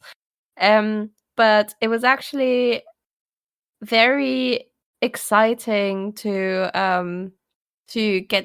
dive into it, because I was assigned to paint a Primarch, and that was Gilliman, and I knew his name, I knew roughly who he was, but I hadn't like deeper looked into his lore at that point. And then because I was painting him, I suddenly was so intrigued and really wanted to know what was the backstory of this guy, and I had Quipson that tell me all about it, like because he knows the lore like inside out. So he like would give me a 1.5 hour monologue about what Gilliman did, and I was like, right, this is actually really, really exciting and interesting. What like all this big backstory that's behind all of this, and as I've like from the point of where I got the invitation to the event to now a few weeks past, I feel like I've learned so much, and my whole view on probably the hobby itself and the dimensions of things just really, really changed. I'm now like, I always thought I was never gonna really be big into lore, and now I'm like, I wanna know all of it. I wanna know what's happening. I wanna know what everyone's talking about. I wanna be part of these discussions, and it was a big discovery route for sure. That's awesome, because obviously, I'm a grognard. I've been here. I've been talking about the Horus Heresy for 20 odd years at Game Club and everything else like that. We've been discussing all the old lore, and a lot of that's changed now. And then playing the game for 10 years and stuff like that. But obviously, we want people to join us. We want new people, and to have someone like you on board doing this, and then for you to come on and describe that kind of thing, it's just highlighting a journey that we're hoping that a lot of people have. And I think it's really great. If someone's listening to this and they haven't really dived in yet, then just hold Sylva up as an example of what it could do to you, and if you are into lore and background and stuff like that, the Heresy's like so rich for that. So there's a lot of cool stuff going on. Did you have any choice on your Primarch, or were you just given one? No, I actually was just given one. I think probably for there were two. I have two scenarios in my mind why that was the case. Sure. It was either because nobody else wanted to do him, or they probably thought like I wouldn't be in the position yet to like know enough lore to really choose one passionately myself. Or like combined with the scenario of like maybe that's like actually like a very suitable model for my painting style, my style of approaching things. Maybe it was a combination of all of these things. Yeah, I think they had a kind of a list written out in case, and then people could discuss around it. I don't know. Yeah. I'm just kind of inferring from talking to everyone. Maybe I also misunderstood a bit. Maybe they were like giving it as a suggestion, and I was like, okay, fine. Either way, it wasn't too bad. So, have you painted many centerpiece models like that before? Is that the kind of thing you like to paint, or? Well, it was definitely the first display piece because before that, I've obviously painted a few bits before, but all of them were not like on a big display base or something. They were all individual models, not even anything big. Like they were all like very regular models. I've done a lot of my Harlequins, obviously. They were like quite medium-sized, small. Regular kind of gaming pieces. Yeah. And I haven't actually, up to that point, I haven't painted anything that was non-GW either. So it was like, oh no, that's not true. But like I've 99% only painted GW before, and it was a bit a challenge. Like I saw the model, I was like, I can do that, but it's gonna be hard. It's gonna be difficult. It was because there's not just this like insanely detailed model that you can't just approach with like big surfaces, nice blends, you'll be fine. Like you have to actually paint every single panel on there, like also according to the lore and the box art a bit, because the Heresy is so like specific with the lore background of things. You can't just go wild and say at least for that occasion now that Guilliman was like, I don't know, a pink yellow space marine. Like that wouldn't really have served the purpose of him being like a display piece for that event. So I had to really stick to the box art that was given to me. And also with Guilliman it's a bit tricky because the box art isn't necessarily super pretty. It's I found the colors on there very harsh, and I was like, okay, how do I make this my own, and how do I make it look stunning, good? Because for those who know the Guilliman model, I also found on the first time I saw it, I found that because there was so much base around the model and the base was heavily marbled, it was almost very distracting from the model. There was like so much going on, you barely knew where to look.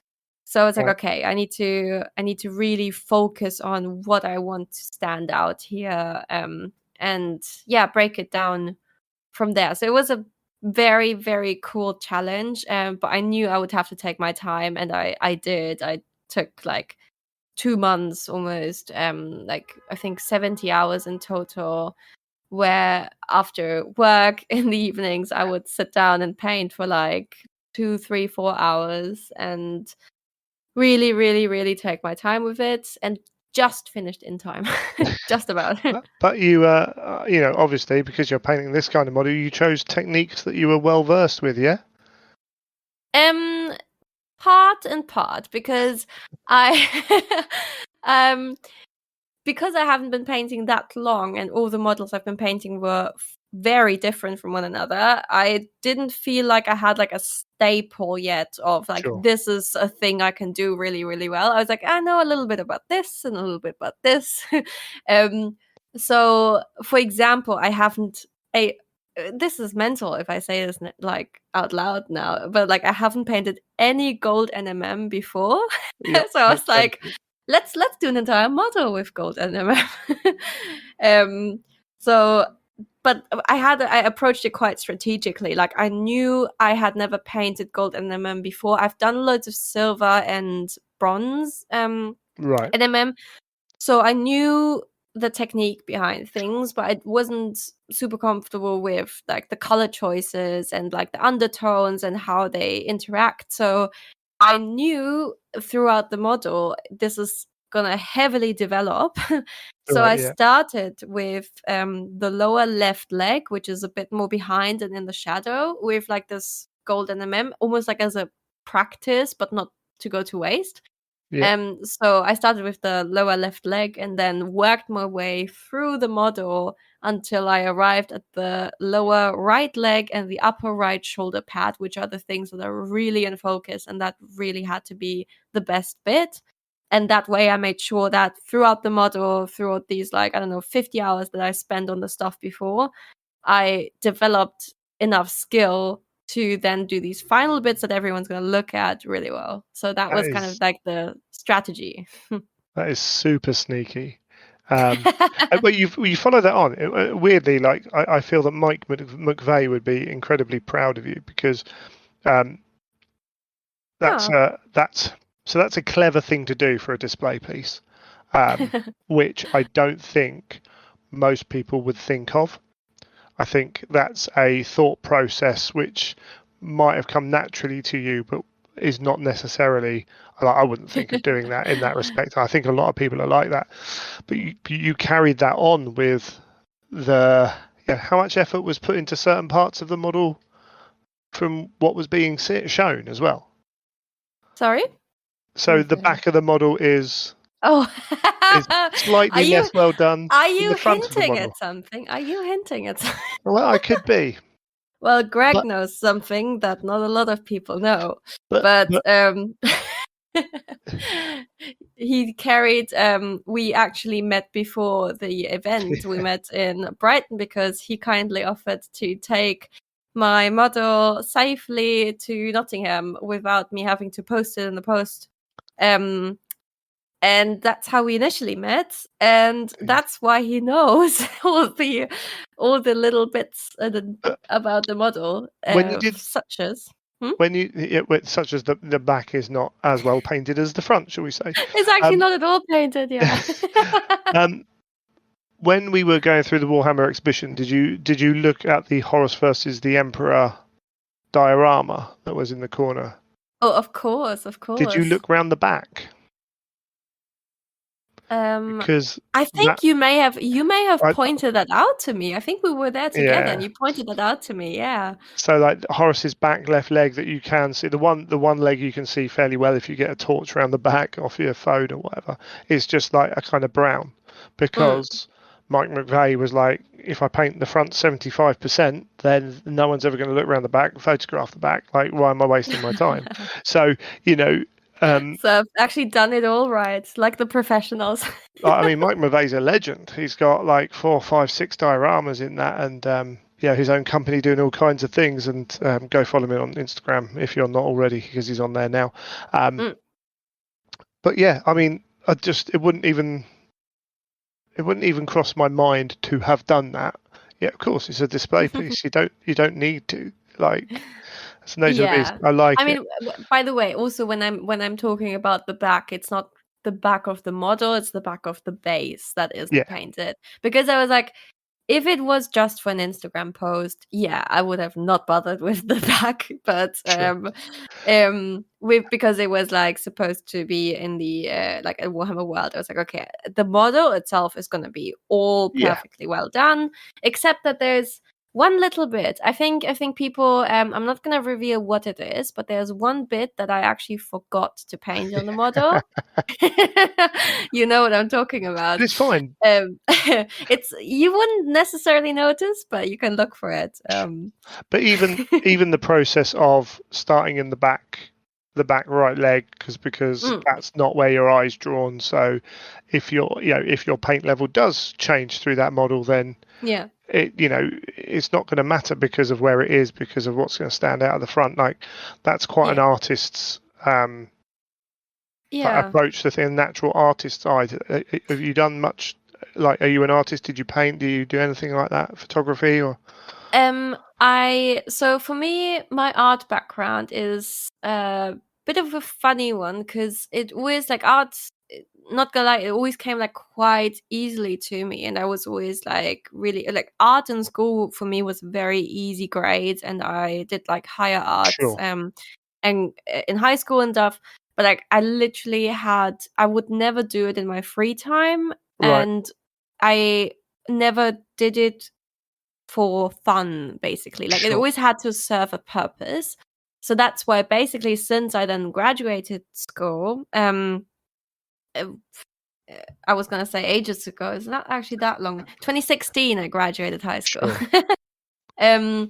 Ever since, like, I haven't done anything related to art because, in my opinion, it just didn't serve any purpose. And that's why I was very mesmerized when I discovered miniature painting, because I was like, suddenly I paint something and it then serves a purpose. Like it then is a playable model or display piece, and I just I found it great. Also a very unique thing, and I love paying close attention to details, and that's really something I can get lost in for literally hours, and that's what I'm doing. Awesome. Yeah, there's definitely a painter's eye in. Of all the painters there, who are you most looking forward to seeing their model or meeting?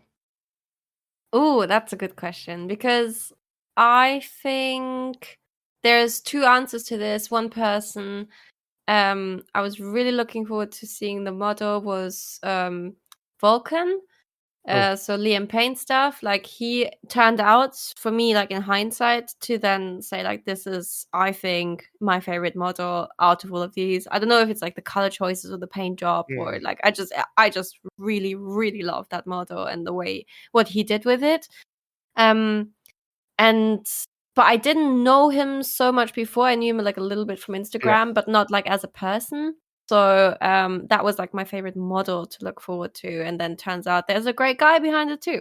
And then in terms of painters, well, I have to say like the like Anshel, of course, and Ninja and Vince, like they're just like the people you just watch every day, and then you're like, I can't believe you're real. Bless. It was pretty awesome sharing that area with all those guys, and your model thoroughly deserved to be up there. Thank you. And for those, if you haven't gone and checked it out, probably just check out the face, check out the back right leg as well. No, check out the other leg. Yeah, the other leg. Sorry, yeah. Actually, to finish off that, in the end, there was such a strong difference between the two legs that I actually had to go back over the first leg, but like only slightly. I didn't like completely redo it, but I had to do a bit of adjustment. Yeah. Awesome. And how was that open day? People running around, like a real energy in that hall. Your model on show. Oh, it was great. It was really, I didn't know what to expect of the day, but it was great. It was very packed at first. I was very nervous. I didn't really know what to do with myself. But then as the day progressed and people got like, everyone kind of checked out the place and knew what to do with themselves a bit better. There was one other moment that I also really love from that weekend. There was like towards the end of the day, there was this like big bearded, scary looking GW employee that like approached me, and I was like, my life is over now, what is this? And he was like, can we please take a selfie? Like, oh my god, this is so funny. I was like, I would have never thought that this was ever going to happen in my life. And then we took like selfies. We got along so well. And like, he was telling me about his partner and that he's trying to get her into everything. And it was just like, it was a very wholesome moment of like, you thought there are these people that you'd never connect with, and then you have like something in common. You're just passionate and you immediately start talking and you'll be like immediate friends forever. That was a very nice moment. I don't remember who that was. May have been lots of people that day to keep track of. That's absolutely fine. Lots of new faces. So just quickly, we're going to wrap this up, but how was playing the game? Obviously, you'd said you'd never played it. A bit of Age of Sigmar, a bit of 40k. Yeah. How was the game? That was so much more fun than I would have expected. I thought, because whenever I play 40k with my friends, I'm a bit overwhelmed with like remembering everything and like just getting your head around everything is just a lot. And it was always like very stressful experiences. And then when we had the game demo, we played it with Nick, I think, and he basically acted as this like commentator, narrator, and it was so great because he told me everything I needed to do, but I could still follow along the story, and I actually realized what it's like to play a almost narrative game a little bit, like actually being with your mind in that squad or in that army and thinking like, oh yeah, this is what we should do next. These are the enemies. And like, it's like, and I really got into it and I was like, oh, this is so cool. And like, it felt really dynamic. And I don't know both game systems in depth, but like the one thing I realized that I really, really loved was this like ability to react to actions. And that was just made the whole thing so much more dynamic than to just like everyone does like their parts while the other person's on the phone, barely pays attention, or like it was a lot more dynamic, and I had a lot of fun and I got really, really engaged into the outcome. It was great experience. So very keen. Those games are basically how, when I was a staffer as well at GW, that's how we're taught to introduce people to games. So you've got the thing that I had when I was 11 or whatever, when I walked into Games Workshop, and you've got it, a few years later. It was a great experience. But that's, it works so well. Games Workshop have got their intro games down to a T. Moving forwards, could you see yourself playing 30k, and could you see, and even if you don't, could you see yourself painting more 30k models? Well, there's definitely something in the workings, because I have actually decided on an army because I'm very keen. I'm very keen. And maybe have a guess. What do you think my army will be? Or maybe you've watched my stories. Maybe you know already. I've so much going on recently. Then it's even better than you don't know. What would you guess? For you, like just knowing how bright and cheerful you are, the Iron Warriors? No. No. I'm a grumpy evil person. Yeah, exactly. So are they. Oh, Death Guard. Death Guard. No. I'm gonna do Night Lords. Oh, that's not grumpy. That's vicious. They're just evil, vicious. I love it. Oh, if that it's amazing. If that says something about your character, then that's a whole different story, Sylva. No, I went through all the legions. I was like, yep, I vibe with those guys. That's me. That's amazing. Sure. I also want to like skin and eat people. That's amazing. I was about to say, if that's it turns out to be my thing. So I'm like, I'm actually currently reading the Night Lords trilogy. I have seen yes, I remember seeing that now. I forgot you posted that up. Yeah, so ADB, who does listen to this show every now and then. Here we go. Getting yourself a new fan here. Yeah, no pressure. Hey. I'll judge it now. No, I'm on page 40 now. So I've gotten like a very quick taste. I started reading today. Cool. But so far it's very captivating. So let's see. And I've heard a lot of good things. Like I posted on my story that I was reading that, and I've got literally 200 messages from people saying, "Oh my god, this is the best book ever. This is what you need to read." So I'm very, very thrilled now to get through it. Awesome stuff. Well, I hope, look forward to seeing more of your Night Lord content soon. I can't wait to paint them. Yeah. Brilliant. Excellent. I will put all the links to your bits in the show notes anyway. So if people want to come, if they're not following you already, they can go and follow you. But it's Sylva paints basically, isn't it? Everywhere. Yeah, so Sylva paints on everything. Awesome. Well, I look forward to rolling some dice against your Night Lords at some point in the future. Okay, yeah, I just need like 2 years to get my army ready, but then Tell me about it. let's Yes. meet up. I know the feeling. It's all good. Wonderful. No pressure. Thank you very much. You're very welcome. Thanks for having me.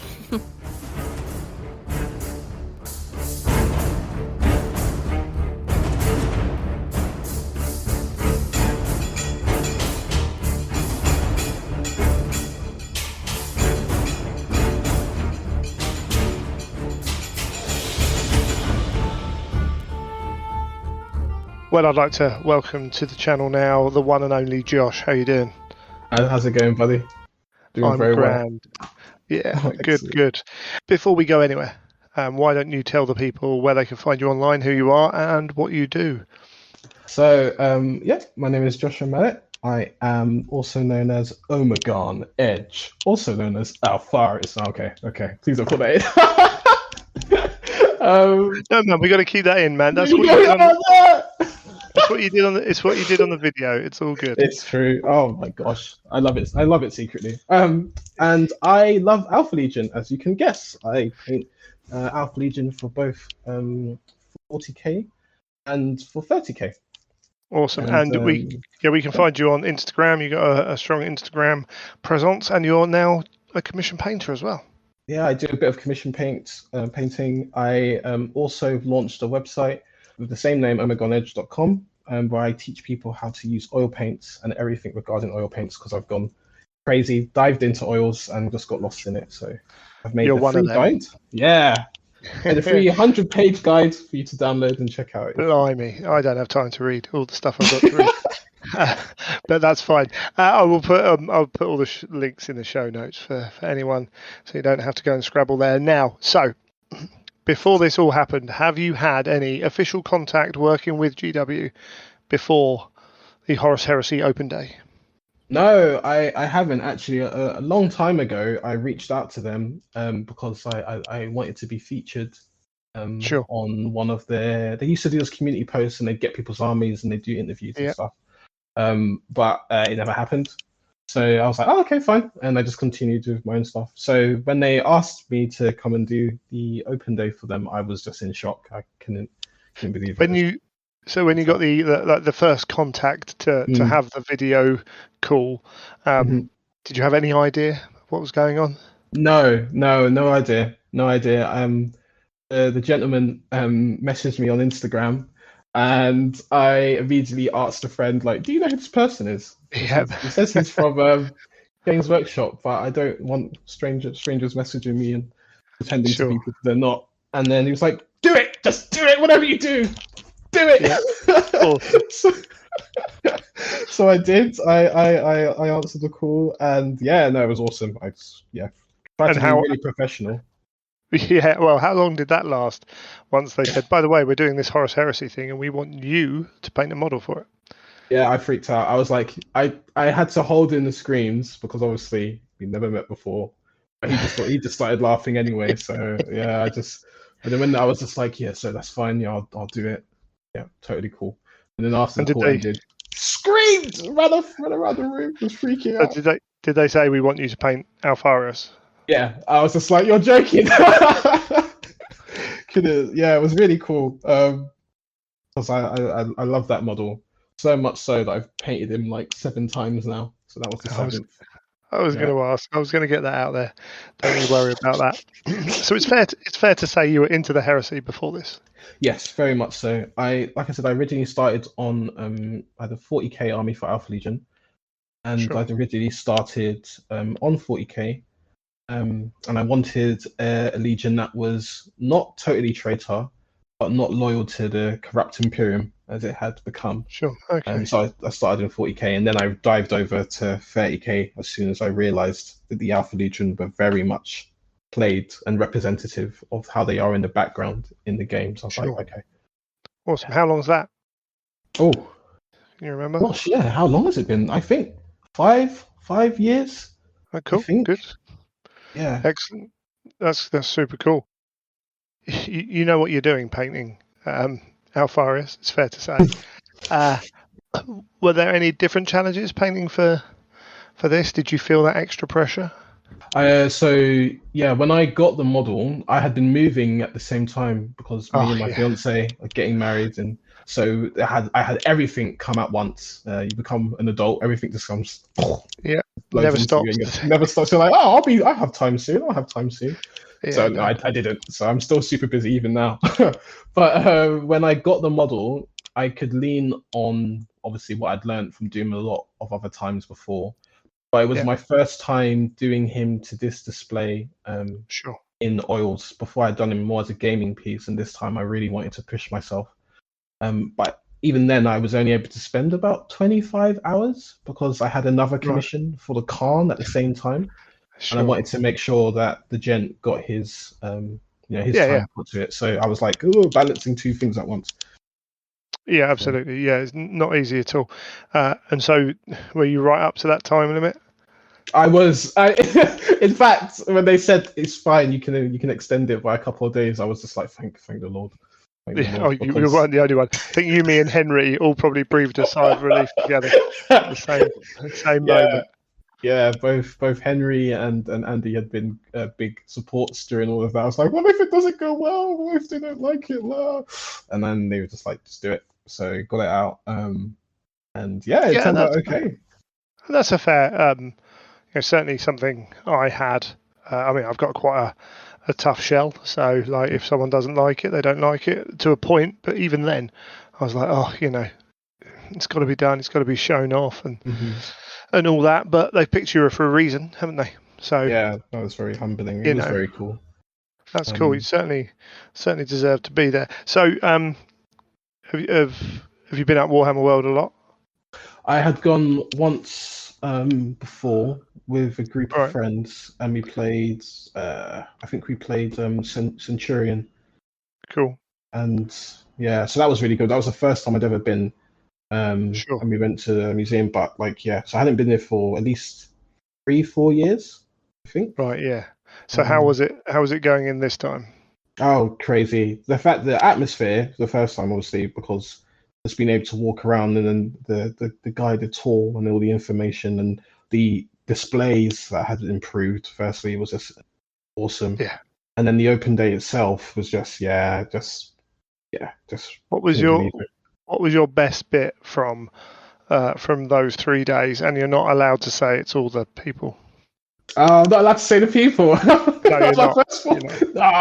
I think it was the sitting down with people in the hall itself and painting. So being able to sit down with people. Oh, did you do a marine? Did you? Yeah, I sat down. I did a bit of marine, and I sat with another person, a lovely woman, who was interested in my work before, and she came over to was me. This the person? Down. Yeah, was this the person I saw walk past and say hi? I like your stuff. Yeah, maybe. Maybe. Yeah, I think so. Yeah. But she's a friend of Eve's, so really lovely person to speak to. And we just sat down and painted together, and it was just really interesting. And I bumped into a lot of friends there, but it was like being able to talk about painting and give that kind of knowledge, and just awesome. Yeah. That's super really cool. Enjoyable. Super cool. And how was it looking at your model in that glass cabinet? Oh, bro. Okay, so I'm literally standing now. Okay. Yeah. I was. If anyone before you start, Josh is the guy you can hear in all the videos. That he might not be on screen, but if anyone's made a video for the weekend, he's in the background. His laugh is infectious and bold and brassy and the energy is uncontainable and it's great and it's awesome. Oh, thank Carry you, on. buddy. Thank That's you. all right. I just, I almost, like it's gonna sound cheesy. I did almost cry because I had waited, like I remember walking in, I was 13, into a Games Workshop, and there was a display. I think it was 3rd or 4th edition. It's the one when the Tyranids invaded Macragge. It was for Battle for the Macragge. Yeah. And I just remember seeing a display of like all the Tyranids running up, and then there's Marnie's Calgar fending him off, and I was like, "Oh, Starship Troopers! Oh, brilliant!" Freaking out. And yeah, so I said like I'd love to have my stuff in a display. I'd love to be able to do that one day.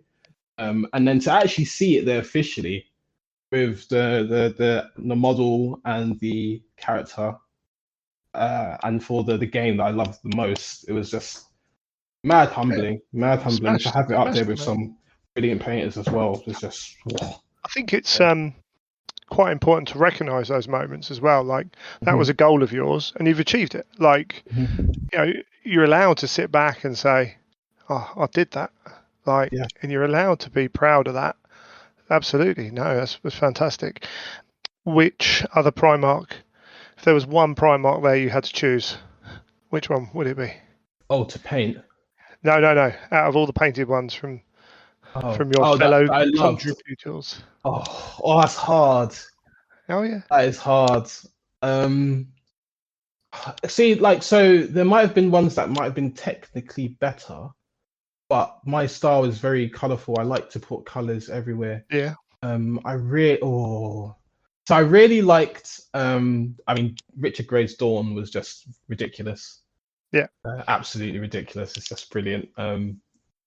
Angel's Horus as well. You can't go through it. You did my tactic. No, dang it! I'm not allowing that. I'm going to be Jeremy Paxman here. Get to you the have point. to pick one. I've got a hammer, and I'm going to destroy every single Primarch that there was there, and you get to save one that's not yours. Oh. Which one? Vulcan. Yeah, a popular choice, shall I say? Yeah, a popular Vulcan. choice. Really stood out. Vulcan and Russ. Really loved Russ. Oh yeah, cool. Yeah, Stephanie did a brilliant job on Russ. It was a shame we couldn't manage to get her on for one of these, unfortunately. Yeah, no, super awesome. Was there a painter that you were like before the weekend you were like, I want to meet them, I want to see their work, see what they do? Angel, because like I bought a couple of his books, and for acrylic painting, and I learned a lot from those. So when I got to meet him, I just like jumped up and met him and his girlfriend. They're lovely people. So yeah, no, freaked out. Yeah, when I met them, and Rich Gray as well. Nicer than I ever thought he would be as well. Well, that's a good point, actually. Sorry. No, it's just it. I don't know Angel at all before this. So I'd seen his work and stuff, and maybe in my head I built up this thing that maybe other people have attributed so much genius to him that he would have a little bit of that about himself, like an ego, right? None at all. Yeah, absolutely, but absolutely no ego whatsoever. Well, it's funny because I asked that to Alex. I said, like, everyone's really nice. He said, were you expecting different? And to be honest, I kind of was, because we build up that idea in our head, even whether we're working for a company, that person that's up there, you put them on a pedestal, you don't approach them, and we have this idea in our head that this person probably acts bigger than they are. In some cases, there are people like that, but in this case, everyone throughout the weekend, other people there, everyone was really approachable, humble, warm. Even someone like Andy Wardle, who will jokingly say, "Oh, I am the best." He will say things like that, but he doesn't really mean it. He knows he can paint, but he's not got that kind of ego. Bless him. But that's super cool. Super cool. Did you have a favourite army? Thousand Suns. He didn't even. Daniel didn't even get them finished, like on time. he only had Yeah, half I the can. things. Maybe I'm gonna have to get Joseph on for a different episode because I didn't get him on for one of these. But he's it's some amazing painting that's really picked up. Actually, it's this kind of the Thousand Suns have really caught people's eye. He's done a fantastic job. Absolutely beautiful. Like I still look at them sometimes, and like I've been looking at. Oh, sorry, go on. No, you carry on. I had been looking at Thousand Suns anyway because I was choosing between Thousand Suns and Wordbearers, and I love Gal Vorbak, so I chose those. But when I saw his Thousand Suns, I was saying earlier on the chat, like, man, he's making me regret my choice because these are just so beautiful, and I love that matte. I love the effect he's got. With the transitions different from a lot that we've seen for Thousand Suns, but works really well. Yeah, no, absolutely fantastic. So after all this, are you going to bother with Heresy anymore? So this is a very funny thing. Okay, you're going to laugh. Right. I had got to the point actually with Heresy where I felt like it had become quite stagnant. It had stagnated a bit, and there wasn't much going on. I was getting more and more busy, and was trying to focus more on my work as well. Sure. And so I was actually considering, before the call came and all of that, I was considering stepping away. And because I loved the people. I have a group of friends I'm very close with, and I talk about it for hours. But I was like, I have to choose now between what I focus on. And so when this happened, I was like, okay, this is exciting. There's some stuff coming. Let's see where it goes. And now that there's a lot of love coming into it, and also I think COVID had a bit to do with that. I wasn't seen as as I could. I couldn't go to any events. So, but now that like that fresh pump of blood and of life back into it,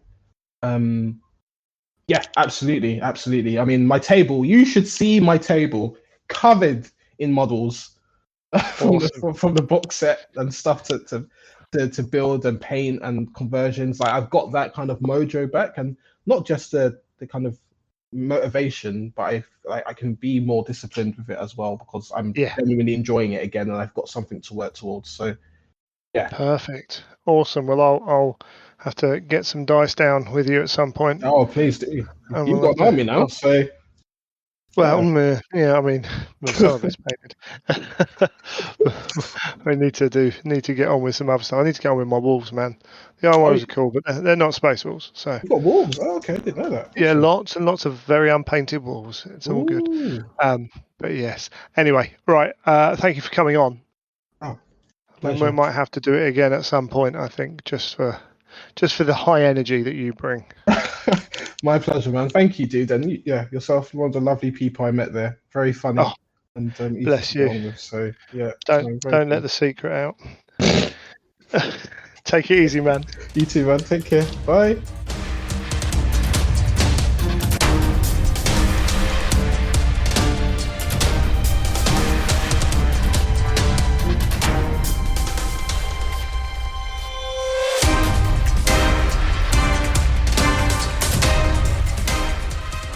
Congratulations again for listening to another episode of The Imperial Truth. I hope this one was entertaining enough for you. Lots of chats with people from the open day, lots of different styles of getting involved, whether it's people who've been heresy curious for a while, people who've been heresy kind of vets, or people who are new and are now excited by the heresy. I mean, we're talking like Sylva has only been new to Games Workshop for 12 months, let alone the heresy side of things itself. So, yeah, we're going to get a lot of that. We can see it already. I mean, I'm recording this last little bit. Once the box set's out, it's been selling like hotcakes everywhere. Lots of cool stuff going on. Lots of people joining Facebook groups and Twitter discussions and Discords and all that. And I think there's a lot of people who are genuinely curious who don't necessarily know a lot about heresy. So I would say again, reiterate what I've said before in the last show. Let's try and assume the best from everyone. There's going to be the odd troll, that's life. But for the sake of risking being trolled, like whatever, let's not. Let's be as welcoming as possible to these new people. And I would say don't try and dictate a style of play either. Just let people come in, have fun, I think there are going to be events for everyone within a fairly short period of time, whether that's tournaments, full-on narrative events, middling narrative events, what have you. If someone wants to say, I want to play Heresy, can someone teach me at the club? I'm going to be sitting there going, yeah, cool, bring whatever models you've got, proxy stuff, it's fine, let's just get you in. We've got a few people at the club who have bought in as well, so hopefully we'll be getting some more Heresy games in and getting kind of up to date with these new rules as well. It's exciting times for sure. We are going to try and record another episode fairly soon after this one. Time permitting, because there is a lot going on still at the moment.